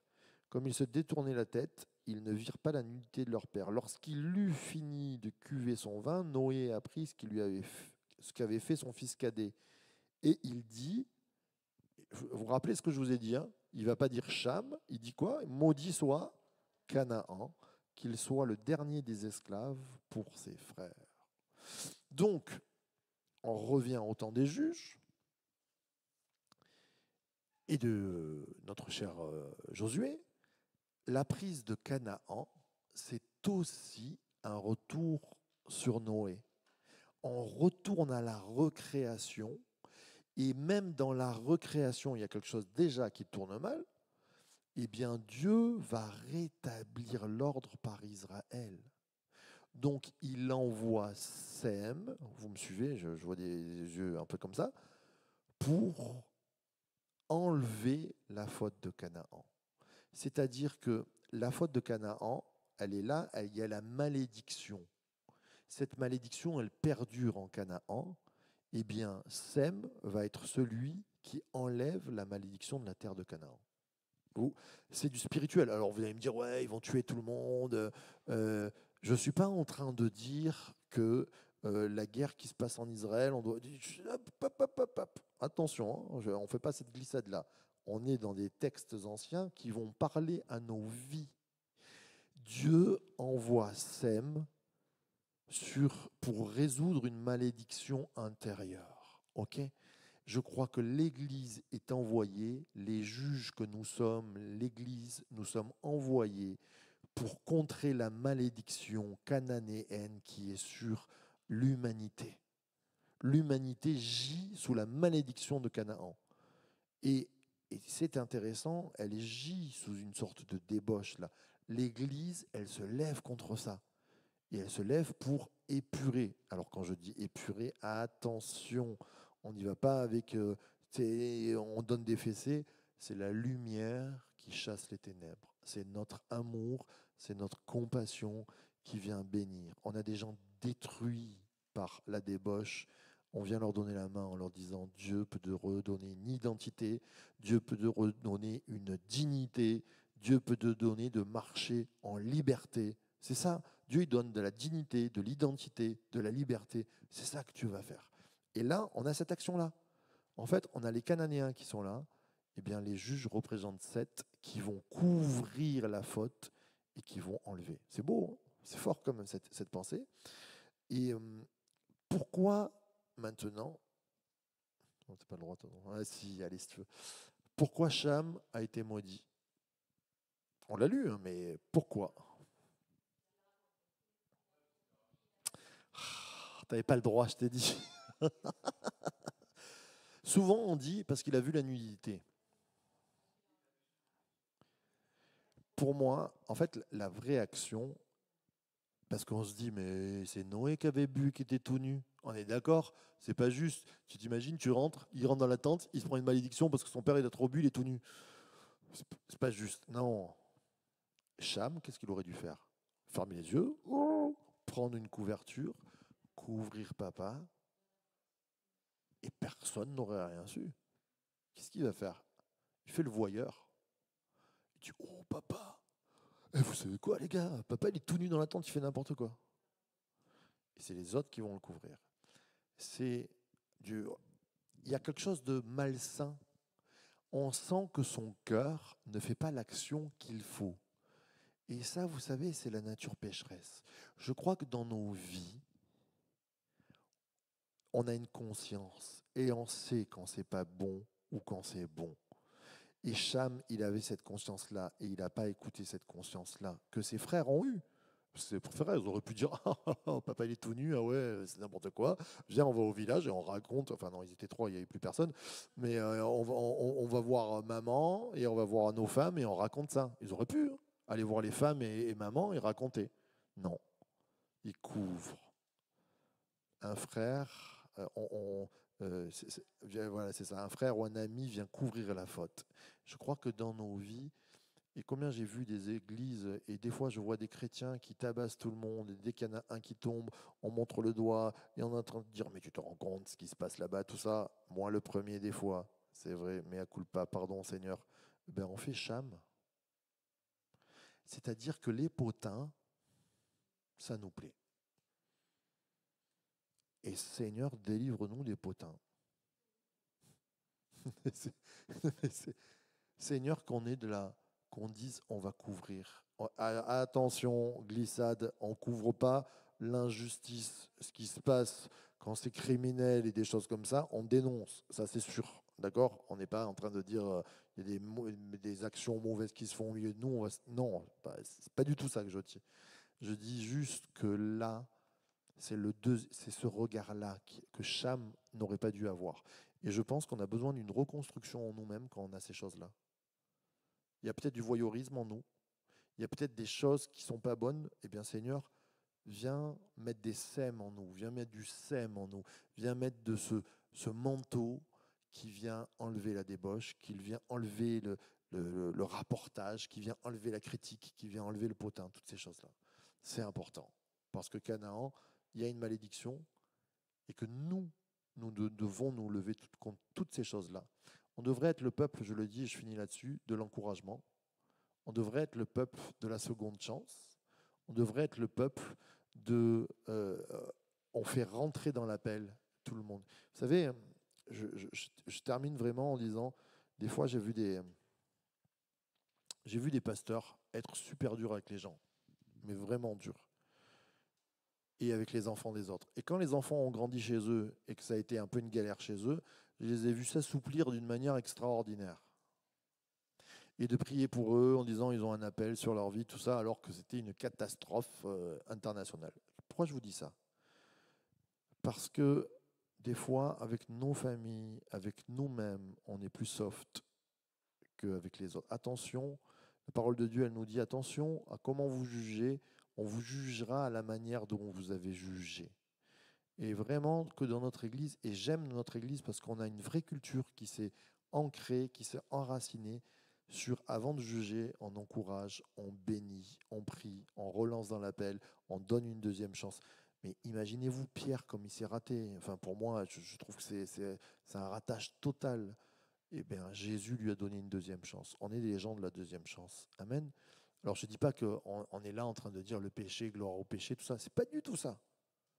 Mais on vient couvrir, on vient bénir et on vient relancer, on vient pousser. Amen. On va terminer sur ces paroles-là. On va se lever. On va prier le Seigneur. Que Dieu fasse de nous des conquérants. Amen. Que Dieu fasse de nous des sèmes qui vont amener la bénédiction là où la malédiction a été plantée. Je vous demanderai avant de prier la semaine prochaine de relire, vraiment, essayer de relire les juges, et vous me prenez une tribu, pas une tribu, un des méchants, les Cananéens, tout ça, et vous faites une petite étude dessus, pour vous. Au moins, on en parle comme ça, et on verra. D'accord? On essaie les Philistins, les Cananéens, les Jébusiens, les Hétiens. Celui qui m'en sort un, qui sort un peu de l'ordinaire, il aura un point de plus. Souvent, on me fait que les Philistins, D'accord? Alléluia. Allez, Jean Caillou, tu viens prier pour nous?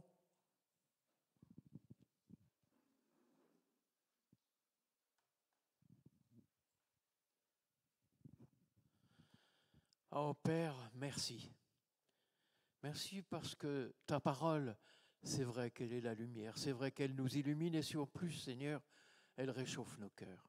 Elle réchauffe nos vies et pour peu, Seigneur, que nous ayons pleinement conscience que nous devons mettre notre vie au service de ta parole, eh bien Seigneur, je crois que tu peux nous guider, non seulement nous guider, mais même nous inspirer, Seigneur, pour que nous soyons toujours droits devant toi, parce que c'est ce que tu veux. Et cette victoire que tu nous demandes de prendre sur le monde, Seigneur, c'est ta victoire. C'est toi qui l'as gagnée, Seigneur. C'est toi qui nous as montré le chemin. Et nous désirons de tout notre cœur, Seigneur, suivre cette voie et un peu nous glorifier de ta gloire, Seigneur, mais te la rendre à toi. Seigneur Jésus, merci. Merci pour ces enseignements. Merci pour les choses qui nous font du bien lorsque nous les apprenons. À nous maintenant de les mettre en pratique dans chacune de nos vies, à la gloire de ton nom, mon Dieu. Amen. Amen. Merci à tous. Si on peut donner un petit coup de main pour ranger. On se donne rendez-vous la semaine prochaine. Soyez bénis.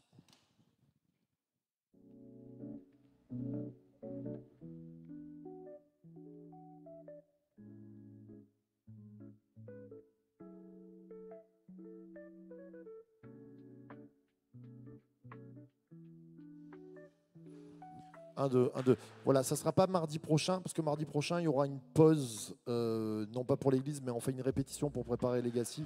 Donc mardi soir, ça sera pas le. On vous tient au courant pour le prochain cours, vous inquiétez pas. D'accord ?